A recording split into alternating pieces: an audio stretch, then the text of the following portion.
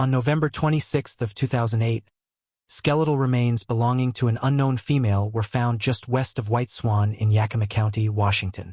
The Yakima National Tribal Police and Yakima County Coroner's Office investigated the case and worked to pursue all leads available. Forensic DNA testing was attempted to identify the woman, but the remains were not enough to yield a usable DNA profile. Without a DNA profile and with all leads exhausted, the case eventually went cold. With investigators unable to identify the woman, she was named the Yakima County Jane Doe. Then, in 2022, when DNA technology was a lot more advanced, the Yakima County Coroner's Office teamed with Othram to leverage advanced DNA testing to identify the unknown woman. Othram is a Texas-based laboratory. The skeletal remains of the Yakima County Jane Doe were sent to Othram, and their scientists were able to produce a usable DNA extract. Funding for Othram's DNA testing work was provided by the Washington State Attorney General's Office. The lab used forensic-grade genome sequencing to develop a comprehensive DNA profile. Through an investigation by the Yakima County coroners, a familial reference DNA sample was provided, and Othram used familial testing to confirm the suspected relationship between the reference sample and the DNA profile of the unknown woman. This whole process finally led to the Yakima County Coroner's Office being able to announce that the Jane Doe is Daisy Mae Tallman on January 4, 2023. She was born on January 10, 1958. Daisy was staying with family in the White Swan area of the Yakima Indian Reservation at the time of her disappearance. Her keys and backpack were later found in the closed area of the reservation, known as Soda Springs. Daisy was a citizen of the Confederated Tribes and Bands of the Yakama Nation. Daisy was last seen on August 30th and was reported missing on October 29th of 1987. She would have been 29 years old at the time she went missing. The Yakima County Coroner's Office offered their condolences to the family and friends of Daisy. Investigators are still trying to find out what happened after she disappeared that led to her body being found. Daisy's name is included among 16 other indigenous women whose bodies were found or declared missing from the Yakima Reservation between 1980 and 1992.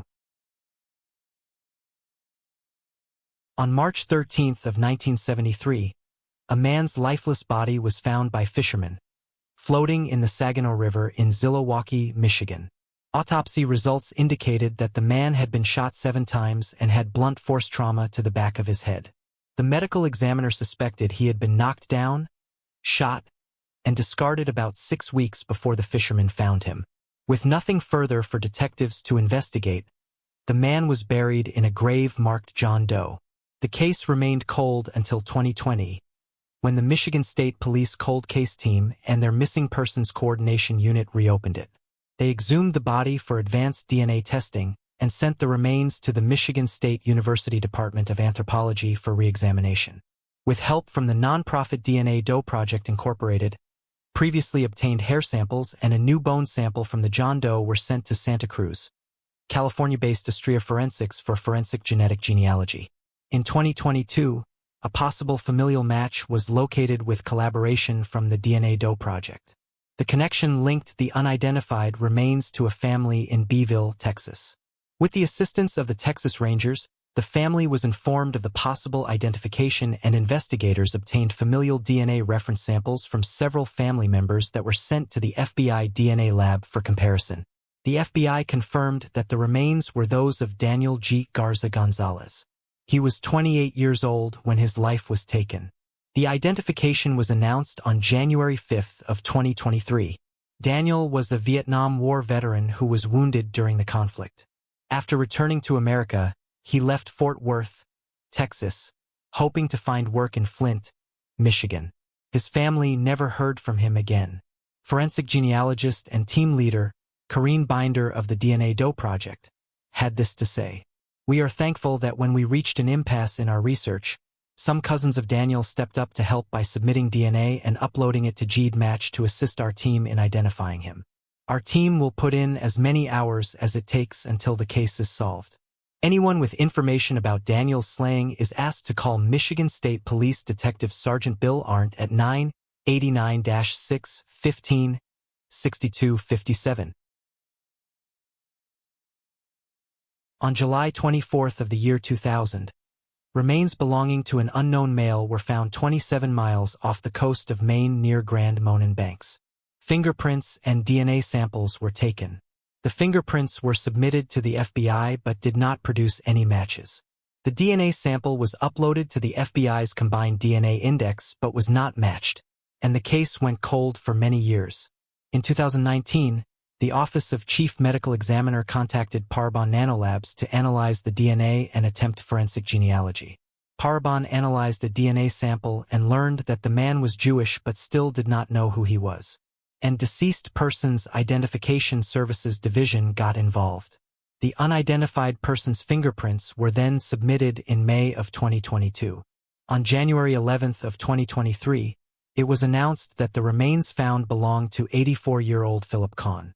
The FBI was able to match the fingerprints and dental records to Philip's, who had been reported missing in Las Vegas in the year 2000. His next of kin has been notified of the identification.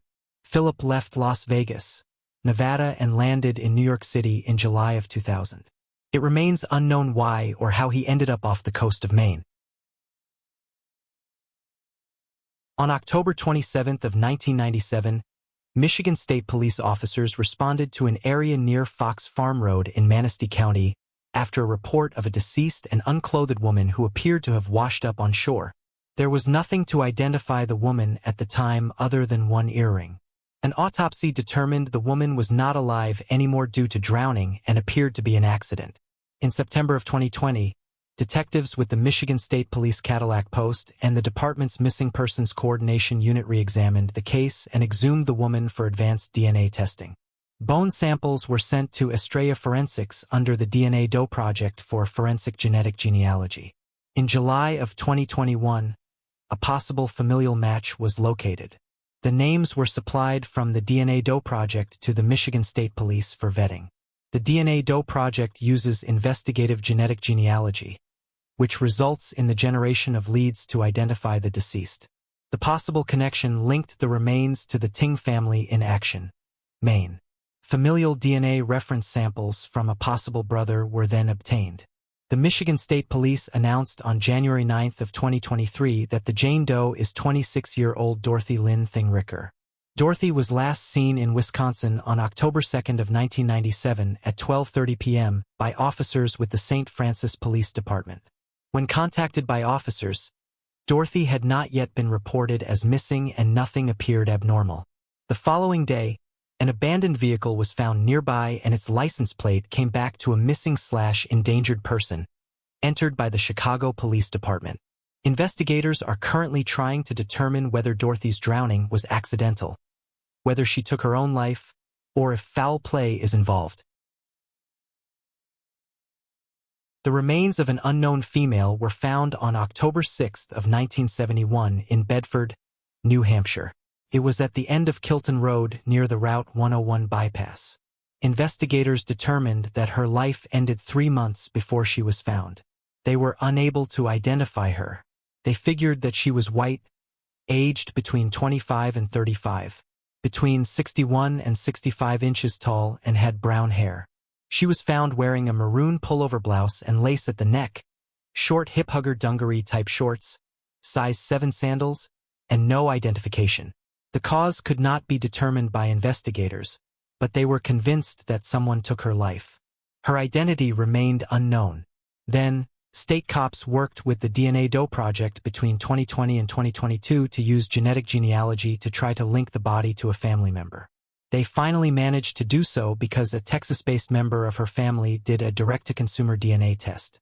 Is Catherine and Alston. Her friends called her Kathy.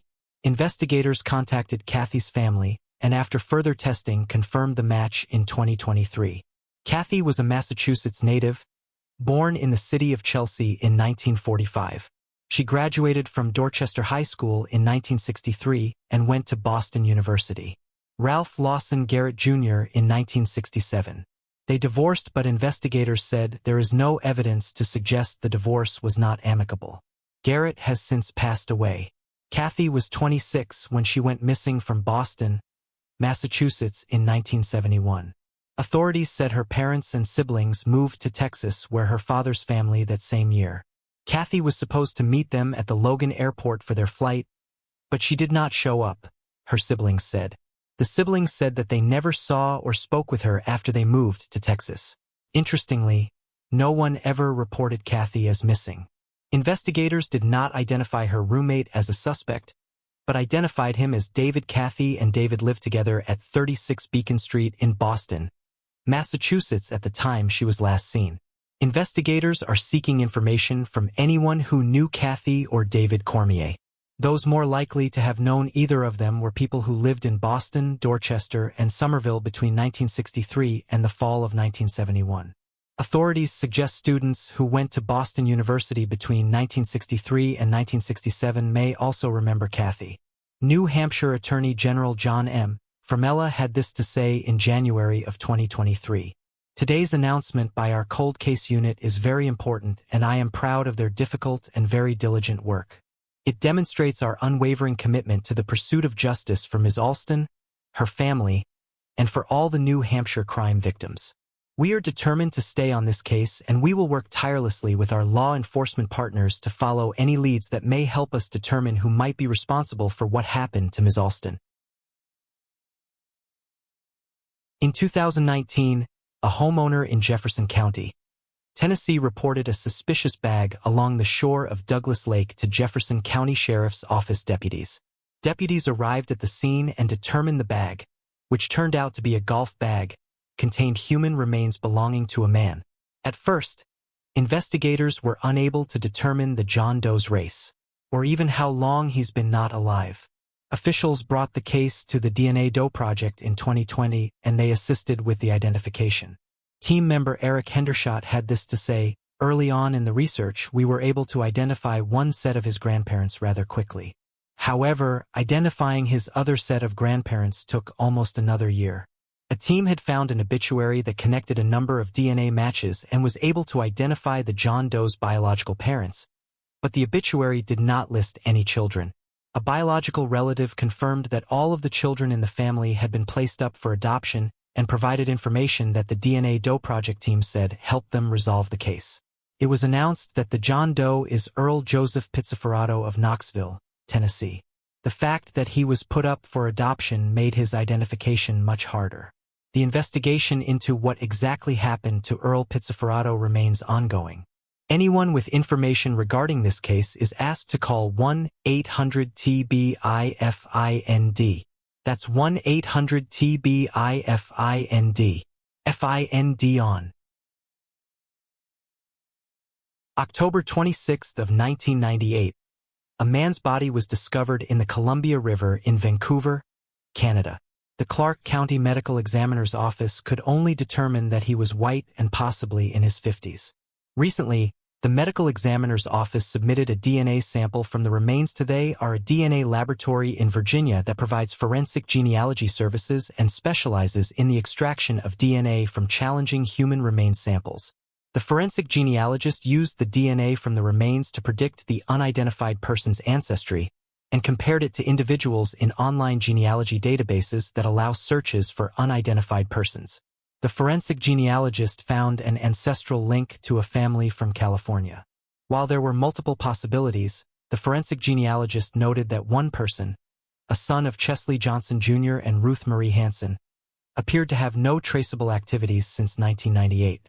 In October of 2022, Medical Examiner's Office Operations Manager Nikki Costa contacted other children of the couple. Russell Johnson and Kathy Bergen indicated their brother, Michael E. Johnson, had left California over 20 years ago and had no contact with family. Over the next several months, Costa reached out to other agencies for assistance as she pursued the lead. Since Michael was missing from California, the California Department of Justice Missing Persons DNA program provided analysis of family reference samples for comparison to the unidentified male in Clark County.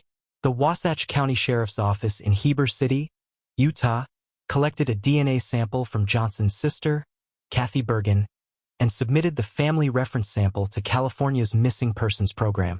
The University of North Texas Center for Human Identification, which developed the initial DNA profile of the unidentified male in 2008, sent its DNA profile to California's Missing Persons Program for comparison. Based on the results of the forensic genealogical analysis, DNA analysis, and circumstantial evidence in the case, Clark County Chief Medical Examiner Dr. Martha Burt concluded that the previously unidentified man was Michael E. Johnson in 2023. It was revealed that Michael had been fatally shot in the head. Law enforcement has no information on Michael's activities or travels leading up to the recovery of his body floating in the Columbia River near Lower River Road. Anyone with information about Michael can contact Vancouver Police Department Major Crimes Unit Sergeant Patrick Moore at 360-487-7440. Michael was 53 years old when his life was taken. Here is a picture of him and his wife Joyce that was taken sometime in the 1990s. The remains of an unknown woman were found by 3 hunters on January 23 of 1971 off Hackberry Road in a remote desert area in Mojave County, Arizona. She was found discarded inside a white, loosely woven canvas sack, tied at the top with a rope. Several items of clothing were also discovered with her body, and they are shown in this picture. The woman was described as Caucasian and between the ages of 35 and 40 years old. She measured at 5 foot 4 inches tall and was estimated to weigh between 125 and 140 pounds. The woman had curly hair that was dark brown with some gray in it. She had a long scar on her stomach, possibly a cesarean scar. A bone indentation on her ring finger meant that the woman likely wore a wedding ring. It was determined that the woman had been strangled. Unfortunately, she could not be identified and was named the Mojave Jane Doe. Investigators with the Mojave County Sheriff's Office conducted a thorough investigation and explored several different avenues in an effort to identify the woman. Her fingerprints were sent to the Federal Bureau of Investigation in Washington, D.C., but no immediate matches could be made. Investigators estimated that her life was taken near the end of December of 1970, about a month before her body was found. Arizona, Utah, Nevada, and California missing persons reports were all checked. Investigators even inquired with local stores, motels, and hotels. The Mojave County Sheriff's Office contacted the Museum of Northern Arizona to have an artist use the woman's skull to create a sketch of what the Mojave Jane Doe may have looked like in life. Unfortunately, none of those attempts brought investigators any closer to discovering the woman's name. The case then went cold, but finally, in November of 2021, Mojave Jane Doe's case was entered into NAMUS, the National Missing and Unidentified Persons System. The Mojave County Sheriff's Office partnered with Othram in 2022 to successfully crack the case and identify the victim in 2023. On January 23 of 2023, her identity was officially announced as Colleen Audrey Rice. The identification was made possible through crowdfunding set up by Othram to raise the money needed to conduct the necessary testing and research. It was hoped that the case would be solved, that the community would step up and help bring about justice and a name for the Mojave Jane Doe. The Mojave County Sheriff's Office dedicated $1,000, and the wider community donated the remaining $6,500 within 5 days. Advanced DNA testing and investigative genetic genealogy was carried out, and DNA comparison to a family member's DNA confirmed the results. Colleen Audrey Rice was born in Portsmouth, Ohio, to parents James C. Rice and Flossie Truitt on March 17, 1931. She attended Portsmouth High School and later married William Davis in 1946, also in Ohio. Colleen was estranged from her family, making it difficult to piece her later life together.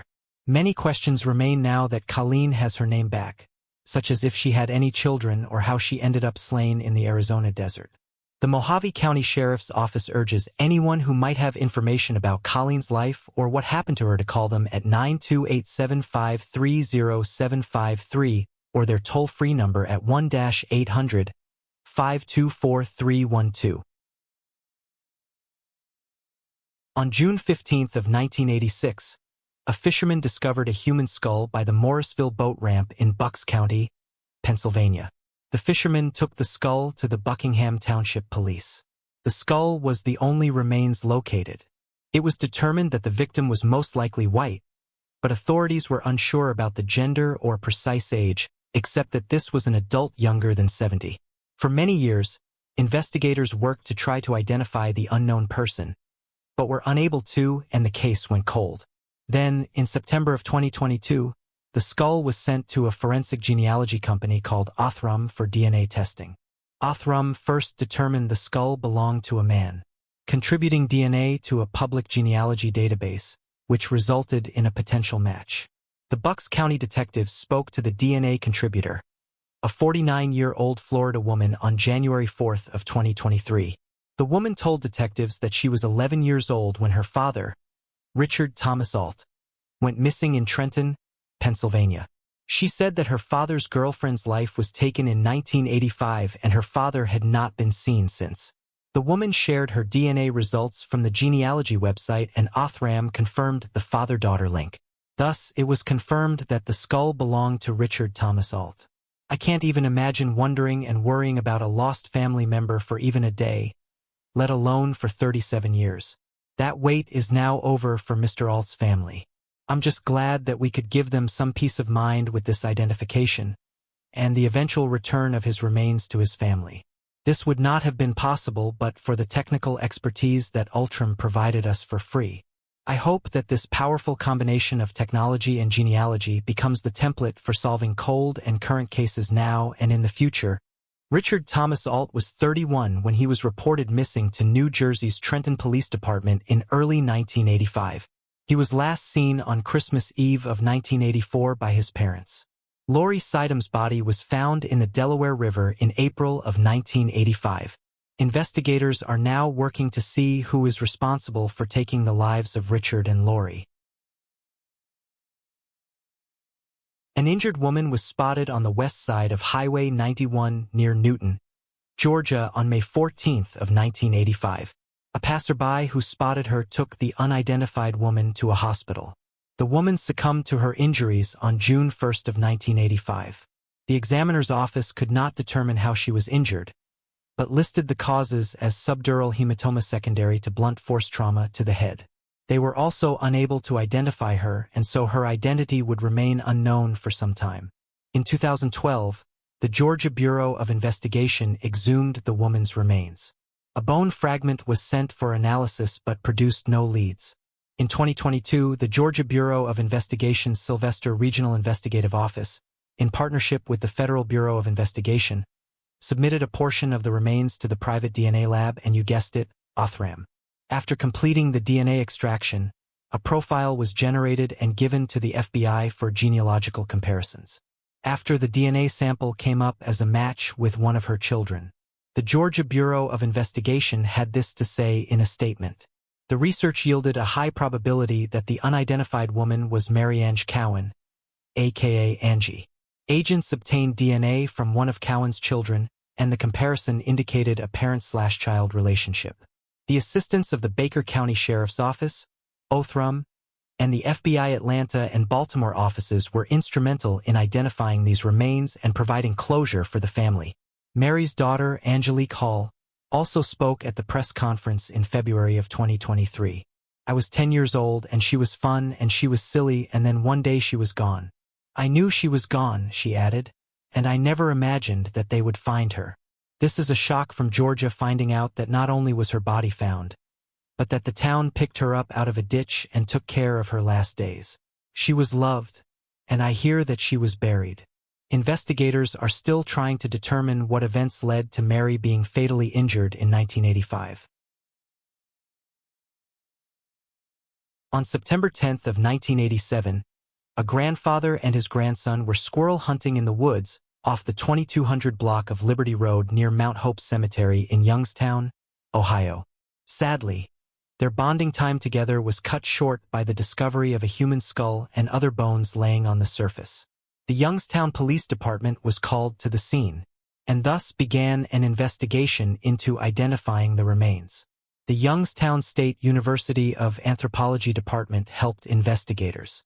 They were able to determine that the remains most likely belonged to a black male between 30 and 44 years of age, who had perhaps been in those woods for 3 to 5 years. Unfortunately, no further evidence was available and no leads came to fruition, so the case went cold. The unknown male was named the Youngstown John Doe. In August of 2021, a young woman called the Youngstown Police Department to speak to investigators. Her name is Elisa Yelkin. She had been a student of anthropology in the early 2000s and remembers seeing the skull and bones in the laboratory. Elisa could not get the thought out of her mind that the Youngstown John Doe was someone's child. She wanted to ensure that the Youngstown Police Department continued the investigation and did everything within their power to bring it to a conclusion. Detective Sergeant David P. Sweeney then took the lead on the case. In the latter part of 2021, the remains were sent to the Ohio Attorney General's Bureau of Criminal Investigation in order to extract DNA. The Youngstown John Doe was entered into the NAMUS, the National Missing and Unidentified Persons System, and a new facial reconstruction was created. Detective Sergeant Sweeney additionally went around the city distributing flyers and asking for tips. The decision was then finally made to send some of the remains to Othram Incorporated to see if they could generate new leads in the investigation. Youngstown Police Department received communication from the Othram team that funding was available for the case via the Porchlight Project.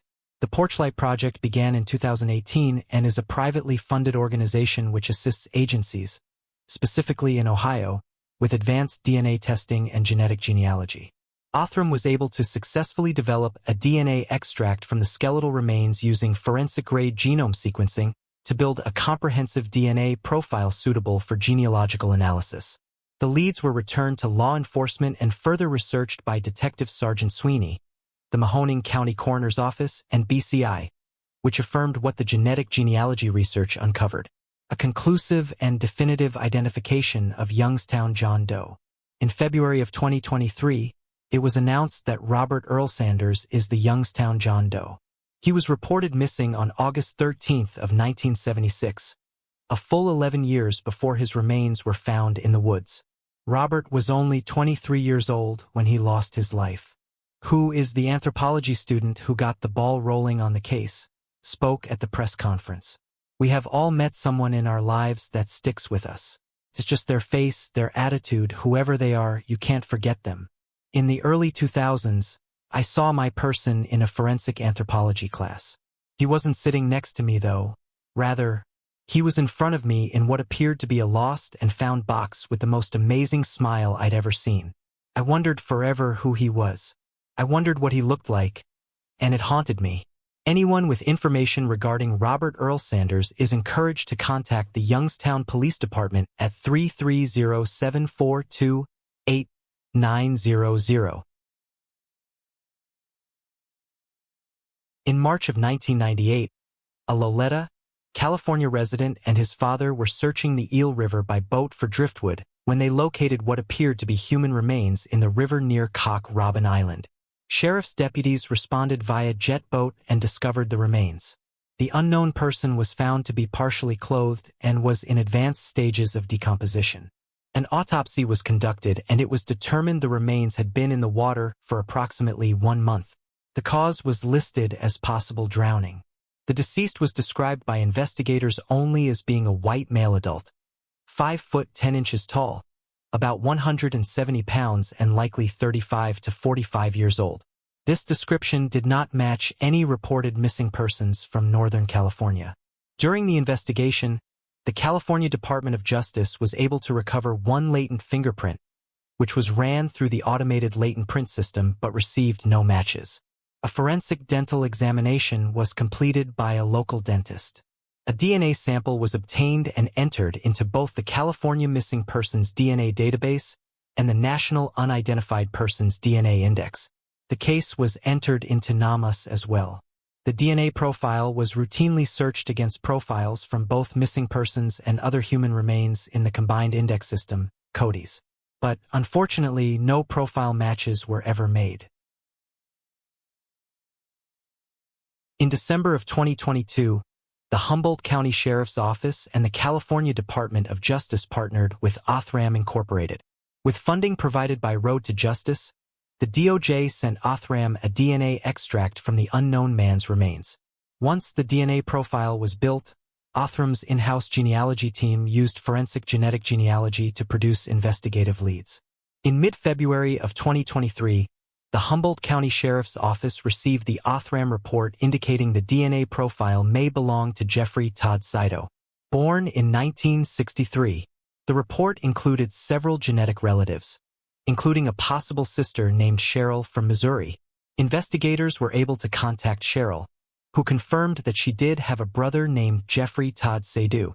Cheryl told investigators that for unknown reasons, Jeffrey stopped communicating with family members. Their last contact with him was in the mid-1990s. Over the years, Cheryl had to try to reach out to Jeffrey, but could not locate him. As the family was not sure whether the loss of contact was intentional, Jeffrey was never reported as a missing person. The DOJ was able to compare the one latent print with the fingerprints known to be Jeffrey's and got a positive match. Family members of Jeffrey requested that his remains be released from the Humboldt County Coroner's Office for burial with other deceased family members. The Sheriff's Office thanked the California Department of Justice, DNA Lab, and Othram for their outstanding work and assistance in solving this case and providing the Saito family with some closure for their missing loved one. Anyone with information regarding Jeffrey Todd Saito and his last known activities or any information at all that may assist in the investigation of any open missing persons cases, it is asked to contact HCSO Cold Investigator Mike Fridley at 707-441-3024. In December of 2021, a shoe containing a foot was found near the mouth of the Elwha River in Port Angeles, Washington. The discovery was made by an individual who reported what he had observed to the Clallam County Sheriff's Office. Investigators activated search and rescue in the area and recovered the shoe several hours later. Investigators observed that the shoe's label was a woman's size 8 New Balance brand shoe. Due to the limited recovery of the woman's remains, investigators were unable to make a definitive determination about the woman's age, ethnicity, height, weight, hair color, or eye color during her life. Since the discovery of the unknown woman's remains, investigators diligently pursued various leads about her identity. The woman's identity remained a mystery. With few leads for investigators to pursue, the case eventually went cold. In 2022, the Clallam County Sheriff's Office partnered with Othram to determine if advanced forensic DNA testing could help establish an identity for the woman or a close relative. Othram built a comprehensive genealogical profile, and then Othram's in-house genealogy team used the profile and genealogical research to produce investigative leads that were returned to the agency. The Clallam County Sheriff's Office Criminal Investigations Bureau received information from Othram, and the sheriff's detectives contacted one of the surviving family members who voluntarily provided a DNA sample which was sent to Othram Labs for comparison. That the foot belonged to a resident of Squam, Washington. She is Geraldine L. Smith, who was reported missing on January 7th of 2018. Geraldine was 68 years old at the time of her disappearance. Surviving family members were grateful to the Clallam County Sheriff's Office, Othram Labs, and the citizens who generously crowdfunded the familial DNA work performed by Othram. Anyone with information that could aid in this investigation is encouraged to contact the Clallam County Sheriff's Office by calling the tip line at 360-4172-540 and referencing agency case 201-00023-819. Madeleine Beth McCann's disappearance has been described as the most heavily reported missing person case in modern history. There have been countless theories across the nearly 16 years she went missing. Many believe her parents Kate and Jerry McCann or their friends are responsible. Others were convinced that Robert Marat was involved. He lived just 150 yards away from apartment 5A in Praia de Luz, Portugal, where Madeleine was last seen in 2007. Other than conflicting statements made by him, there was nothing linking him to the disappearance. A series of burglaries that took place near apartment 5A in the days before Madeleine went missing was then focused on. Pretending to collect donations for an orphanage as a ploy to gain access to homes in the area. Nothing concrete was found that any of these men took Madeleine. In June of 2020, it seemed like the mystery was finally solved. Police in Germany ordered an inquiry regarding the possible involvement of then 43-year-old. I made a video at the time discussing all the reasons investigators believed that he was the one that took Madeleine. To sum it up in a sentence, he has committed similar crimes. He was in the same area at the time, and he gave investigators false statements. German authorities claim that they have concrete evidence that Christian Bruckner took Madeleine's life. But they have not made all the information public. And it appears that the investigation is still ongoing. These, of course, are not all of the theories, but it does bring us to the most recent one, Julia Wendel. In February of 2023, a Polish woman, Julia Wendel, came forward stating that she believed she might be Madeleine. There have been quite a few women that have claimed they are Madeleine, so it wasn't big news at first. Now let's go over everything we know about Julia and why she believes that she is in fact Madeleine. Julia grew up in Wrocław, Poland. Here is a picture of her taken during her childhood, next to a picture of Madeleine. She claims that she does not remember large parts of her childhood and that she was never treated as part of the family by her parents or siblings. Other quote-unquote evidence she has put forward includes a speck in her eye like Madeleine and her allegedly overhearing her mom admit to taking her.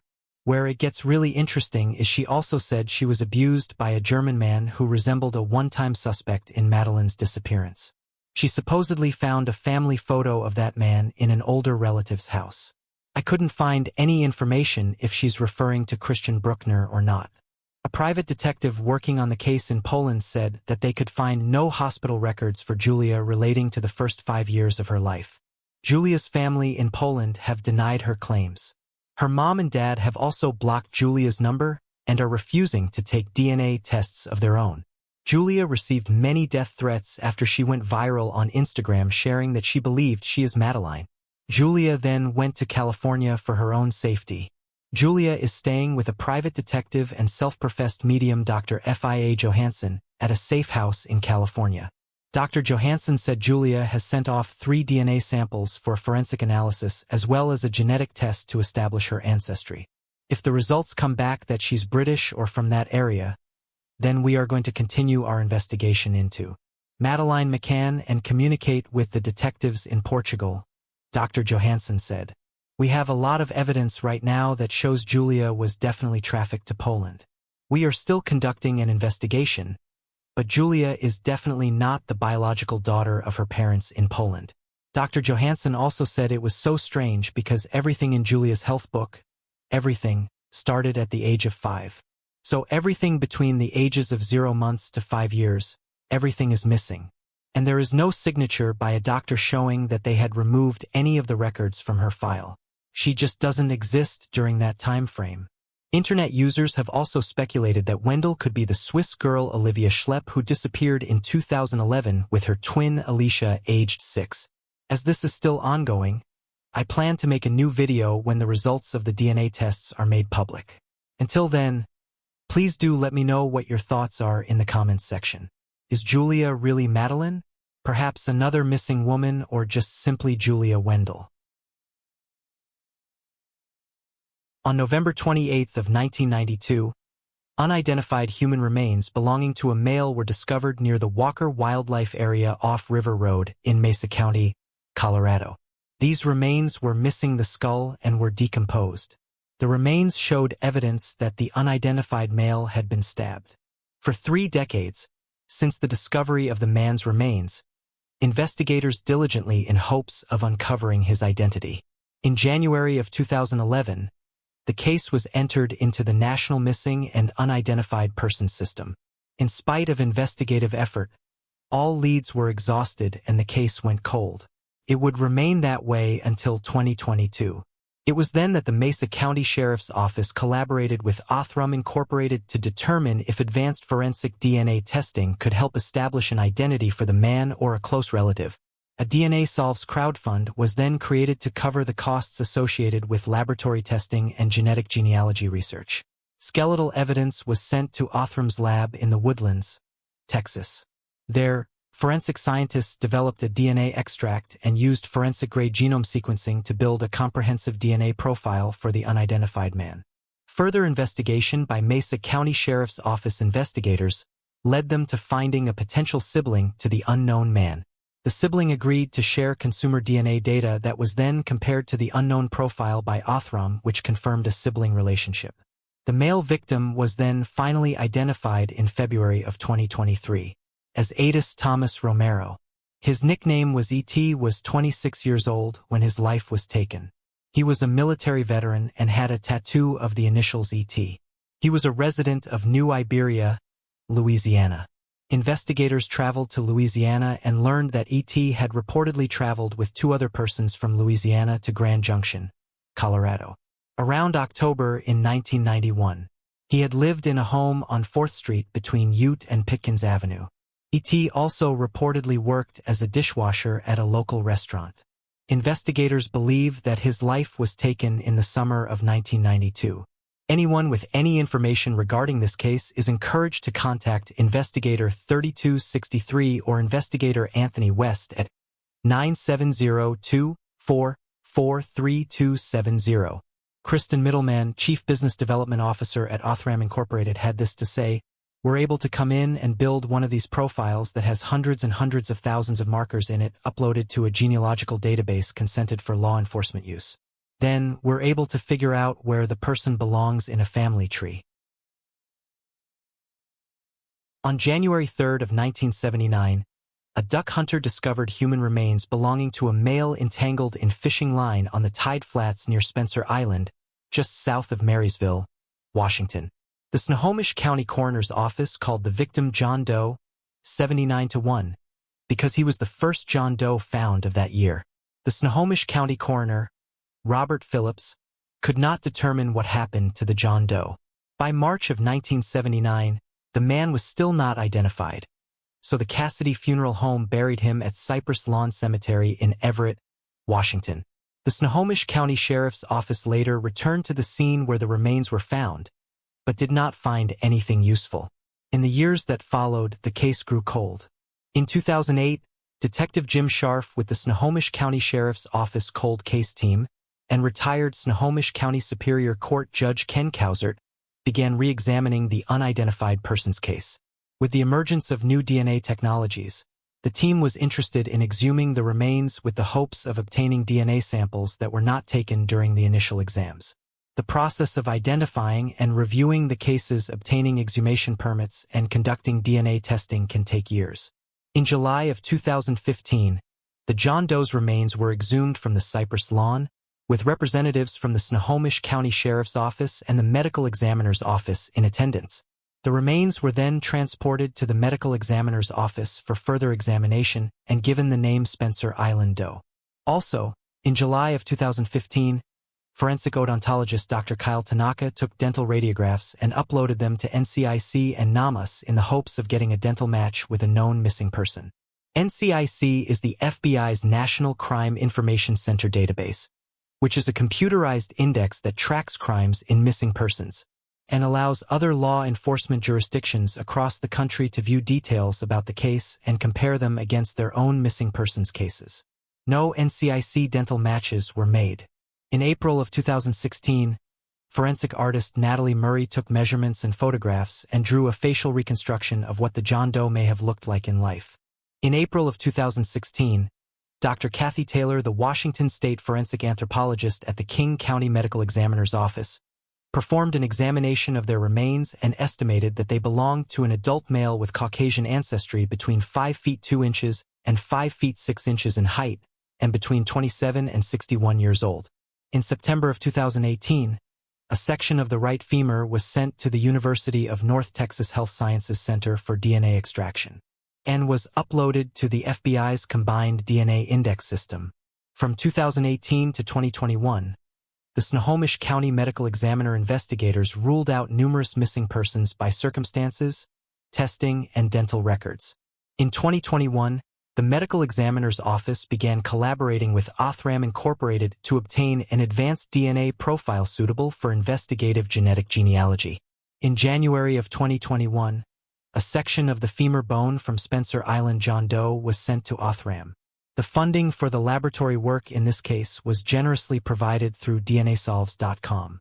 In May of 2021, Othram successfully obtained a DNA extract that was sufficient for testing after multiple rounds of extraction and human enrichment, revealed that the John Doe was in fact Caucasian. The Snohomish County Medical Examiner's Office uploaded the Othram DNA profile to genealogical databases that allow law enforcement to search and obtain several matches, Adam Wilcoxon built ancestry trees from several of the top matches and found a male who went missing in the Everett, Washington area in the late 1970s named Gary Lee Haney. DNA reference testing of Gary's half-sister ultimately confirmed that Spencer Island Doe was Gary Lee Haney, who was about 29 years old when he went missing. The identification was made in March of 2023.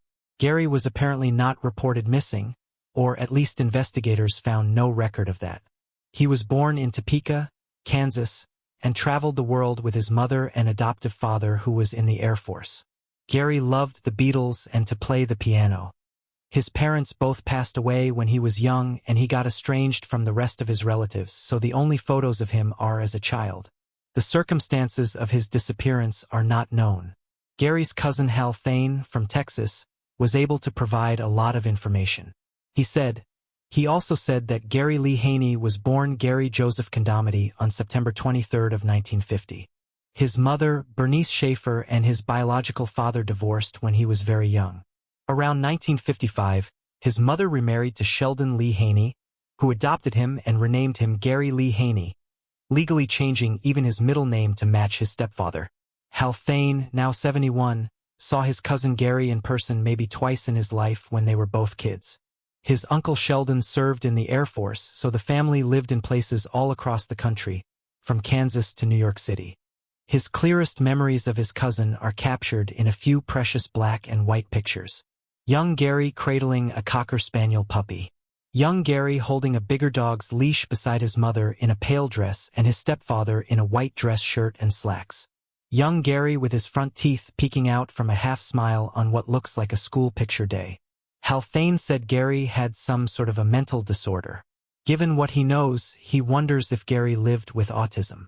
He'd heard another family member describe him as schizophrenic in adulthood. Gary's biological father, Joseph Condomity, passed away at a Missouri Veterans Hospital when Gary was about 16. Then his mother passed away when he was 19. His adoptive father, meanwhile, finished his military service and worked for Boeing until he was ready to retire. He lived in the Everett area from the early 1970s until at least 1990.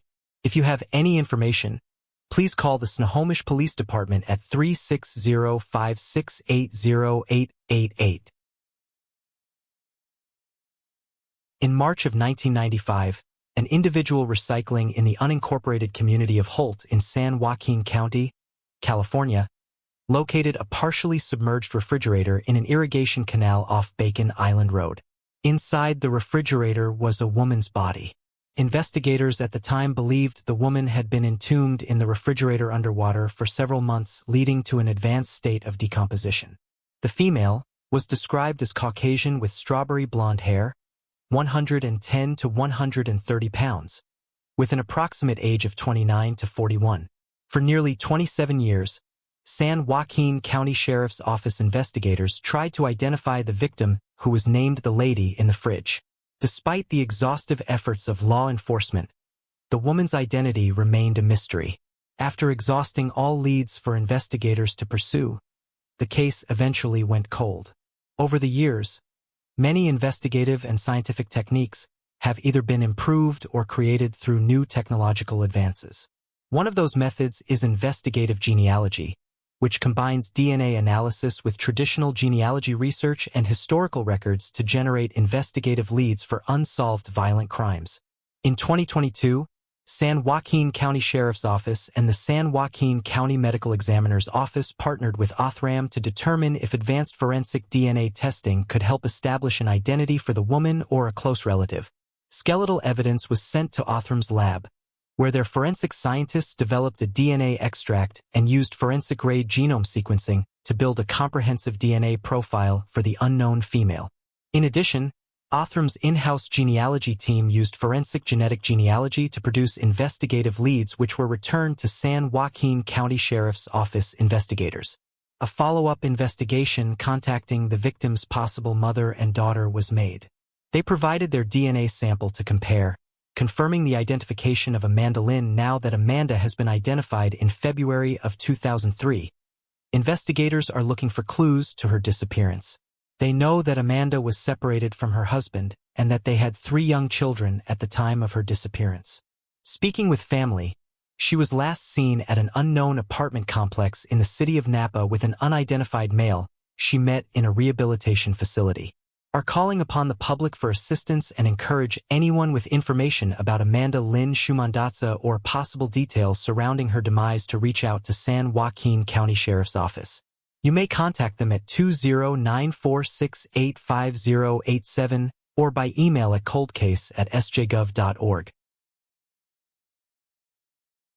22-year-old Cheyenne Clues was always a very upbeat and outgoing young woman from Chicago. Her social media accounts were filled with selfies and memes. On January 13th of 2016, her mother, who she was very close with, unfortunately passed away. Then shortly after that, Cheyenne also lost her beloved dog. As you can imagine, this was a very hard time for her. On September 4th of 2016, she posted on her Facebook, "Unfortunately, just lost another part of our family, my puppy Micah. I had the opportunity to have you as my best friend for 11 years of my life. Go get mom and keep her company up there. I love you." Cheyenne became depressed, and you could see how much she was suffering on Facebook posts she was making. She began hanging out with people that weren't good for her. One of these people was 31-year-old Gabe Sitaquis. At one point, Cheyenne and Gabe were arrested. She was charged with obstructing identification and illegal transport of alcohol, while Gabe was charged with possession of a controlled substance. On the night of November 27th of 2017, Cheyenne left her home with her laptop and a few pieces of clothing. She then went to the house of 38-year-old Brian Biddle. While there, Brian posted photos of Cheyenne on her Facebook. The two of them spent most of their time partying and drinking together. Early morning on November 29th of 2017, a friend of Cheyenne named Chad Shanapai received a few texts and calls from Cheyenne. He woke up 20 minutes after her last message. Chad saw that Cheyenne desperately wanted a lift from him and that it seemed like she wanted to get out of Brian's house. Chad tried calling her, but there was no answer. He then called Brian, who told him that he slept for 18 hours after all the drinking, and when he woke up, Cheyenne was gone. The day of when she actually was reported missing does not seem to be known. Some sources stated that it was on December 1st of 2017, while others say it is December 11th or December 12th. It is known that Cheyenne's father was the one that reported her missing. On December 11th of 2017, a 911 call was made from Cheyenne's phone. The person who made the call immediately hung up. It is not known if it was Cheyenne who made the phone call or someone else using her phone. Police were able to trace the call to Mallard Lake Forest Preserve, about 20 miles from Brian's house. The police searched the area extensively. They found a couple of items, but nothing that could be linked to Cheyenne's disappearance at all. The police stated that Brian Biddle is not a suspect and that he has been cooperating with them. He let them search his home, phone, computer, and other personal devices. Many people believed that Brian is involved. He is a known drug addict. After Cheyenne disappeared, he was arrested for having a firearm and narcotics. He is also the last person to have seen her. There are also people who think that their friend Chad Shanapai might be involved in her disappearance. It appeared like he was friend-zoned and cared more for Cheyenne than she did for him. In his interview with Crime Watch Daily, he made it clear how he disliked the fact that Cheyenne was with other men like Brian and Gabe.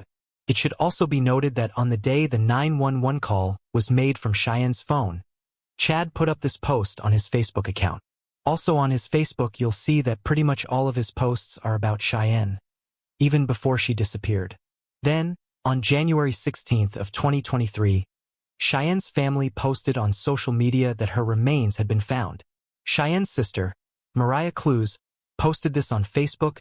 "Dear friends and family, on behalf of the Clues family, we would like to extend our appreciation to the DuPage and Cook County Sheriff's Departments, as well as other agencies involved in the search for Cheyenne. We have been looking for Cheyenne and information related to her disappearance since she went missing 5 years ago. While it was not the news we were hoping for, we have received confirmation from law enforcement that Cheyenne's remains have been found. Father, sisters, brothers, nephews are in mourning. We ask for privacy as we grieve the unbearable loss of a daughter, sister, aunt, and a wonderful human being." Cook County Sheriff's Office did not provide information about where or how Cheyenne's remains were located. In a statement, It said the sheriff's office worked closely with the DuPage County sheriffs to successfully identify the remains of Cheyenne Cluz through dental records last week.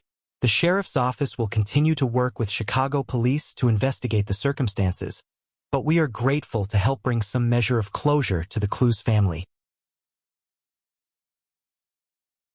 On June 19 of 1986, the bones of an elderly woman were discovered buried in a shallow grave in a rural area near Grants Pass.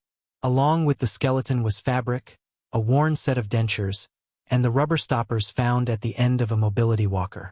The property owner at the time, who had bought the property 12 years previously, stated there had always been a dip in the ground where the grave was discovered. The evidence was sent to the Oregon State Medical Examiner's office, where it was determined that the body belonged to a woman around 62 to 63 years old, who had lost her life around 15 to 25 years before the gravesite was found. The Josephine County Sheriff's Office investigated the case for several years, but nothing viable. The dentures were investigated in an attempt to identify via dental records, but this also did not lead to anything meaningful for investigators. From 1986 to 2015, over 29 years, the case was regularly visited and reworked, but nothing resulted in a lead. Finally, in 2016, genetic genealogy began to come into play. A bone sample was sent to the University of North Texas Center for Human Identification for processing and uploading into the National DNA Database CODIS. However, the sample was said to be too degraded with bacteria to be successfully processed. In 2018, another attempt was made. This time, a partial DNA profile was successfully entered into CODIS. The profile was checked weekly for matches, but no genetic associations were found. Another sample was submitted, and in October of 2020, a DNA profile was successfully made and analyzed. The profile was able to provide a phenotype report. The unknown woman had very fair skin, hazel eyes, and brown to dark blonde hair. The report also graded the case with a very high solvability rating given the circumstances, evidence, and researchers available.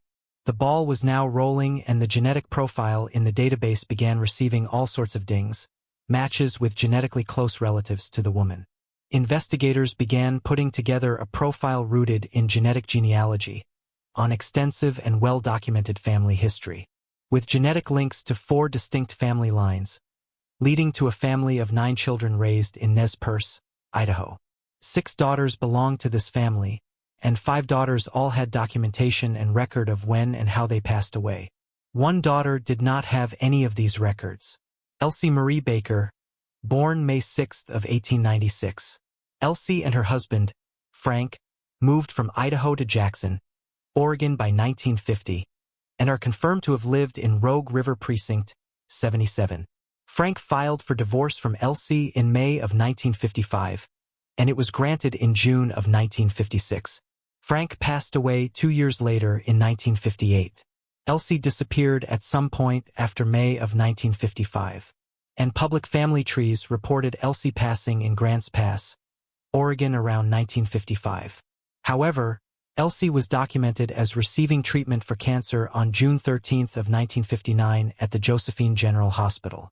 Investigators concluded Elsie had passed away under potentially suspicious circumstances sometime after 1959. Elsie's only child had 9 children of her own, and it was these grandchildren that finally tied the case together. One of the grandchildren had an extensive family tree online and agreed to an oral swab for testing. The results were definitive. It was confirmed that it was Elsie Marie Baker's remains that were found. Dr. Nikki Vance, Human Identification Program Coordinator, said, "The Oregon State Medical Examiner's Office is honored and humbled to have worked with Josephine County Sheriff's Office and Parabon Nanolabs to resolve this decades-old mystery. At this time, nothing is known about how she came to be buried in a remote corner of the property. But through the process of science and dedication of investigators, Elsie has her name and her family has its answers." On May 13 of 1997, an archaeologist from the University of Illinois was working a construction landfill in Rockdale, Illinois, when he located a human bone. Further investigation by the Will County Sheriff's Office resulted in numerous human skeletal remains, most of which had been broken and were at various layers of the fill, but all within the construction debris. The debris was mainly brick, stone, and wood.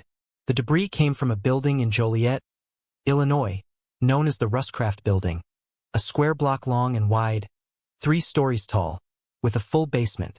The building housed various companies since it opened in 1907, including a card-making company with large printing presses, and from 1986 to 1992, the building was abandoned. The abandoned building suffered a fire in 1992, which burned for 2 days and ultimately resulted in its demolition. Prior to its demolition, the building was known to be frequented by the local homeless population and was known to be a high-crime area. Following the demolition, excess debris was removed from the site, while the rest was used to fill the building's basement. The building's remnants were excavated and relocated to a second location in Rockdale. It was there that the bones would later be discovered intermingled with brick, stone, and other building materials. Following the discovery of the bones, pathologists determined that they had been disturbed twice post-mortem prior to their discovery, indicating that they were present at the original factory location. Only partial skeletal remains were recovered, yet pathologists were still able to estimate a few things about the unknown woman. She was determined to be between the ages of 15 and 24 years old, and to have stood between 5 feet and 5 foot 10 inches tall. No conclusive determinations were made about the woman's weight, hair color, or eye color. But prior to the Rustcraft Building's demolition, in 2009, the Will County coroner Patrick K. O'Neill formed a cold case unit, which began to work to identify the unknown woman. Over the years, forensic anthropology studies were completed, DNA was developed and entered into the National Missing and Unidentified Persons databases, and the profile was submitted into CODIS. Facial reconstruction was completed by a specialized FBI unit. As a result, numerous leads were developed but ultimately eliminated. After Lori Summers was elected coroner in 2020, she continued to support the work of the cold case unit, encouraging genomic research and agreeing to fund that aspect of these investigations, with the goal of using advanced forensic DNA testing to identify the woman or a close relative. Will County Coroner's Office contributed some of the funding to support advanced DNA testing, and DNA Solves crowdfund was set up to fund the rest. The case was particularly challenging in that advanced DNA testing had failed in previous attempts with the remains. Developed a suitable DNA extract from the skeletal remains and used forensic-grade genome sequencing to build a comprehensive genealogical profile. Othram's in-house genetic genealogy team performed the genealogical research necessary to produce an investigative lead for law enforcement. Once the leads were returned to law enforcement, cold case investigators interviewed several people in Illinois, Texas, and California. Othram narrowed the search through additional DNA profiling and genealogy studies to one person in California. Their investigation indicated that this person could be a brother of the unidentified woman. Cold case investigators from the coroner's office interviewed this man and determined that he has a sister that he had last had contact with in 1984 and was never seen again. Subsequent testing indicated this man and the unidentified are related as half-siblings. The unidentified was then identified as Marie R. O'Brien from Aurora, Illinois in March of 2023. Additional investigations continue by both the Will County Coroner and the Will County Sheriff's cold case investigators. If anyone has any information that could aid this investigation, they are encouraged to contact the Will County Coroner's Office at 815-727-8455.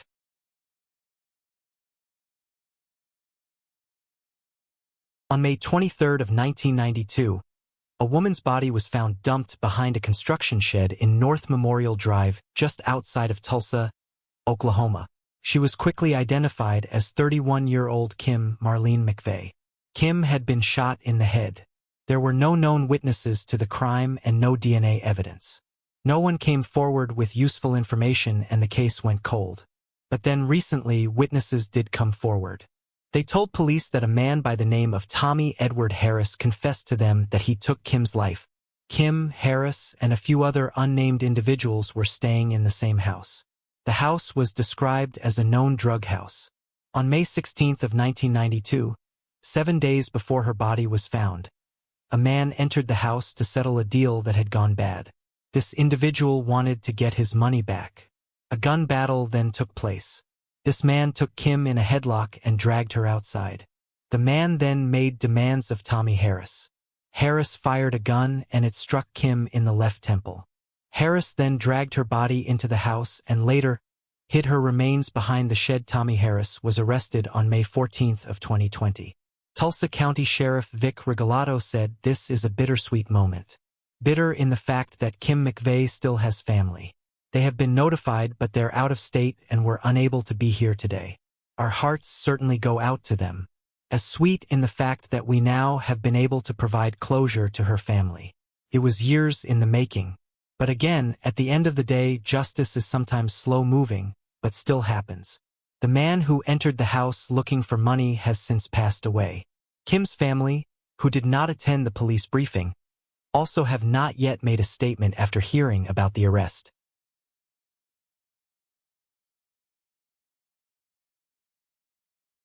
Rachel Johnson was a single mother who lived in Akron, Ohio in 1991. In March of the same year, she had been in a friend's vehicle when they got a flat tire. They pulled into the parking lot of a convenience store at the corner of Dan Street and Glenwood Avenue. A small faded gray vehicle pulled into the lot behind them. Rachel got into that vehicle and drove off with the man. It is believed that the man offered to take her home. However, later in the day, her body was discovered on Weller Avenue. She was assaulted, stabbed multiple times, and even set on fire after being dumped in the street. Investigators collected DNA evidence from Rachel's body. They entered it into databases, but did not find a match. It was only in 2019, when the Akron Police Department partnered with Advanced DNA, that a match could be made. Advanced DNA is a genetic testing company in Texas that has helped solve a lot of cold cases recently. In March of 2020, 57-year-old Daniel Lee Reese was arrested in connection with the case. His DNA matched the suspect's DNA that was found at the crime scene back in 1991. Who would have been 28 years old at the time of the crime, was booked into the Summit County Jail. He is apparently known to Rachel's family. Reese had been spotted in the same area that she was last seen alive, but he was never looked into during the initial investigation. Reese also lived right across the street from Rachel. After he took her life, he would often spend time with her daughter, who went to live with Rachel's mother. The daughter never expected that this man she knew from childhood was the man who took her mother's life. Detective James Pashelik said that the DNA was the key to solving this case. That's what broke the case. He also said that it was like trying to find a needle in a haystack. And in this case we have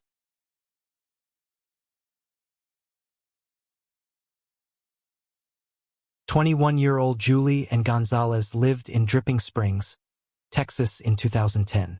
She was married to George de la Cruz, but they were estranged and not living together. The two were in the middle of getting a divorce. Julie and George had a young daughter named Layla together, who was about 2 years old at the time. Julia was always busy with her job as a pharmacy technician, going to school and spending time with her daughter. She was described as hardworking and a kind-hearted person. Julie's loved ones stated how she had embraced her motherly duties and was bringing her child up independently. On March 26 of 2010, Julie was last seen by George. He said that Julie had come over to drop their daughter off as they shared custody of her. Dora tried to reach her but failed to do so. When she did not respond to texts and calls, her family began to wonder.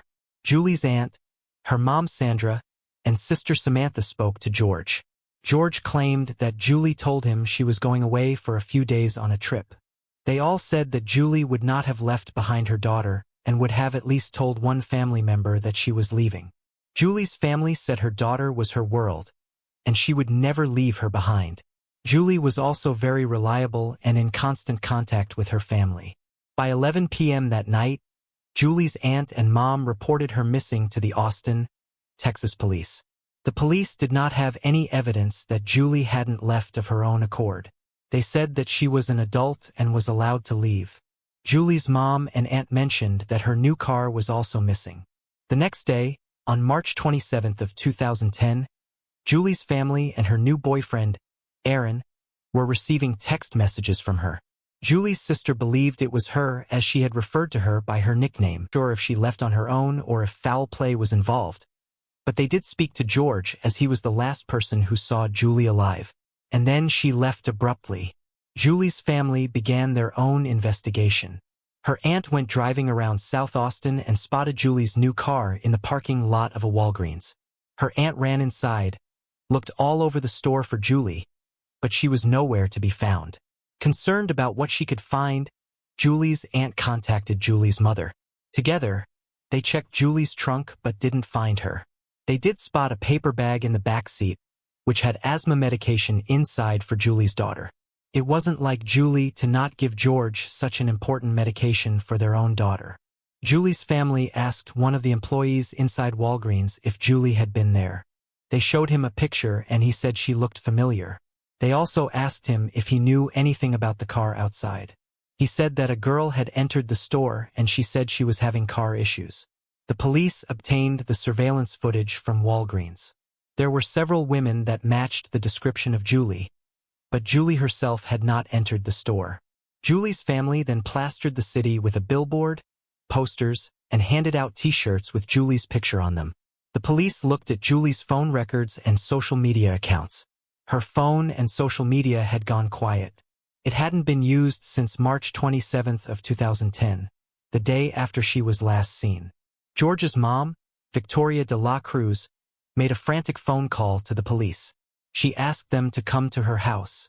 Victoria called them because she had found a large hole in the storage shed of the home she shared with her son. Victoria told them that she started to dig, but then she got scared and decided it's best to call the police. When detectives arrived, Victoria was covered in dirt and was clearly shaken. The hole that she had contacted them about looked eerily like a grave. George told the police that the hole was an electrical trench. Investigators decided to dig anyway, but found no sign of Julie in the hole. The police obtained Julie's bank records. They found that, on the day Julie was last seen, George had used her card at Walmart and Best Buy. George had purchased an Xbox Points card at Best Buy because he had an obsession with video games. His obsession was one of the reasons he and Julie got divorced. George would have rather stayed home all day to play video games than to work and earn money. Victoria gave the police permission to search the house. Inside, they found the purchases from both stores and a receipt from Best Buy. The police obtained the surveillance footage from both stores. They saw George with his daughter at both stores. Jim Cook, a wireless expert, examined George's phone to map out his movements on March 26th of 2010. He also compared them to Julie's phone. Julie and George's phones both moved together, which proved that George had possession of her phone. George had also accessed his MySpace page and Julia's page from the same IP address. The police also looked at George's Xbox activity. George was known to play video games for around 12 to 15 hours a day. On March 26th, he hadn't played for about 20 hours. The police believed George had done something to Julie, but they did not have much evidence to even prove that she was not alive anymore.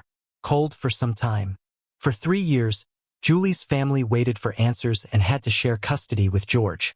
Julie's mom asked George constantly if Julie was going to come back. George always told her she was going to someday. Finally, on September 13th of 2013, George D. Lane Cruz was arrested and charged with taking Julie and Gonzalez's life.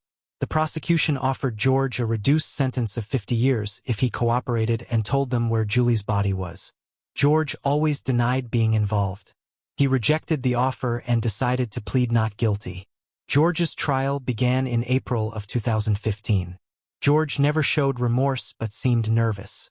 The prosecution didn't have a body, but needed to convince the jury that Julie was never coming back. They said a knife, ammunition, and some clothing that appeared to have been burned was also found in the De La Cruz's backyard and shed. Yet, defense lawyer Robert McCabe and Keith Larman contended that prosecutors had left too many loose ends and too many unanswered questions. They attacked the state expert's analysis, raised questions about its witnesses, and said the timeline prosecutors had offered was impossible. George de la Cruz, who was described as an immature and irresponsible heavy video game player, would not have had the time or wherewithal to clean his home, dispose of his estranged wife's remains, and dig a hole in his backyard to bury her.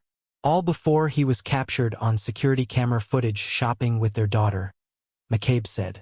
Convictions are about knowledge, the attorney argued. You convict on fact, not fantasy. You convict on logic, not emotions. When you don't, he told jurors, innocent people end up in prison.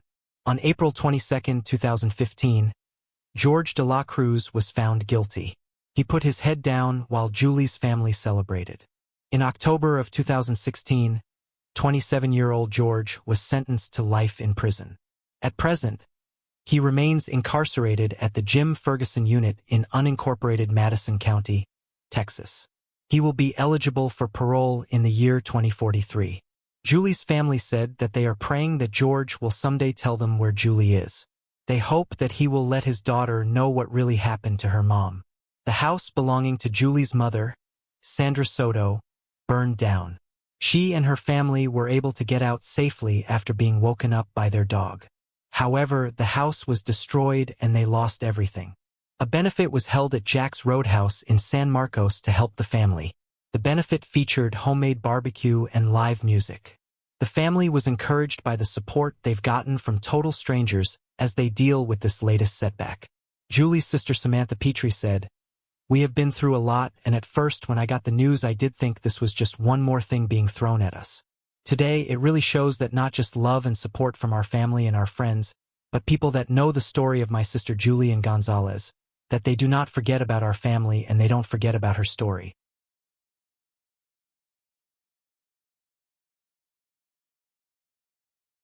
Dennis and Brenda Bowman were a married couple with 2 children from Holland, Michigan in 1989. They lived on the corner of Lincoln Road and 52nd Street. Dennis worked as a wood machinist and Brenda used to work at the jewelry counter at the Meyer department store. Their 2 children were Andrea and Vanessa Bowman. Her biological parents are Kathy Turkanian and Randy Badger. Before her first birthday, she was adopted by Dennis and Brenda Bowman and renamed. Vanessa was born in January of 1988. Andrea went from being an only child to more than a big sister. She was a third parent to the chubby red-headed baby. While other kids her age went to after-school clubs and Friday night football games, Andrea stayed home changing diapers and cleaning bottles. On March 11th of 1989, Dennis Bowman contacted police. He told them that he had come home from his job to find 14-year-old Andrea missing. Dennis said that some of Andrea's belongings, along with $100 from his dresser, was also missing. He told police that Andrea was a troubled teenager who frequently fought with her mother and had run away to a friend's house once before. With no foul play suspected, the police labeled Andrea a runaway and passed her case along to the Youth Services Bureau. Few people who knew the Bowmans questioned the official narrative. Over the years, there had been whispers about the family. Once, when Andrea was in middle school, she boarded the school bus bleeding from her wrist. Some kids gossiped that she attempted to take her own life, but others said Andrea had cut herself trying to get back into her house after her parents locked her out. There were rumors that Dennis, a former Navy reservist with reddish-brown hair, a goatee and wire-rimmed glasses, and Brenda, a portly woman with curled bangs, abused Andrea. But back then, what happened behind closed doors was considered family business. Many people in Holland assumed that Andrea had gotten so fed up with her home that she finally split. Maybe she'd gone looking for her birth mother. People heard that she'd hitched a ride to a local truck stop and had left town with an older boy or was pregnant. Brenda reported a series of tips in the weeks and months following her daughter's disappearance, all of which seemed to confirm that Andrea had run away. A single photograph formed most people's memory of her. It was given to the police when she first vanished. In it, Andrea is sitting against a blue studio backdrop and looking just off camera, with her green eyes cast upward. Photos of missing children were often printed on the sides of milk cartons or on flyers taped to the top of pizza delivery boxes. Andrea's picture wound up somewhere else. In 1993, the band Soul Asylum debuted a music video for its song Runaway Train, featuring the images and names of missing kids across America. The video was a huge hit, with several versions airing on MTV and VH1. In the one that played in Michigan, Andrea's photo appears just after the 2-minute mark. Claimed that more than 24 missing children were found because of the video. Unfortunately, Andrea Bowman wasn't one of them, and her case went cold. The next major update in Andrea's case would come in 2010 when Carl Koppelman stepped in. Carl took an interest in true crime, which led him to Web Sleuths. It is a forum where crime hobbyists and armchair detectives connect and collaborate on unsolved cases. Carl spent countless hours scrolling through the national database of missing persons and unidentified bodies known as NAMAs. There is an overlap between the two main parts of the database, the disappeared and the deceased. Carl tried to match the characteristics of people who had gone missing with those of unidentified remains found. When Carl noticed that the age and condition of some of the bodies might make it difficult for loved ones to recognize them, it sparked an idea. He started creating lifelike renderings of Jane and John Does based on photos taken post-mortem. Some of the solved cases that we've covered on this channel before have been solved because of these renderings. Once he finished a rendering, Carl sent it to NAMUSE, and the database would sometimes publish it. He also posted his work on Web Sleuths so other armchair detectives could use it in their identification efforts. Eventually, Carl began working with police departments and the DNA Doe Project, which identifies human remains through genetic testing and genealogical research. Carl got interested in the case of the Racine County Jane Doe. She was found near the edge of a Wisconsin cornfield in 1999. She had been not alive for about 12 hours, but rain washed away any evidence that might have been useful to investigators. It seemed likely that the young woman's life was taken elsewhere and dumped. An autopsy determined that she may have been cognitively disabled, and that she had suffered long-term abuse and neglect. She had broken bones and a cauliflower ear, and her body showed signs that she was assaulted. More than 50 people from the farming community where she was found attended her funeral.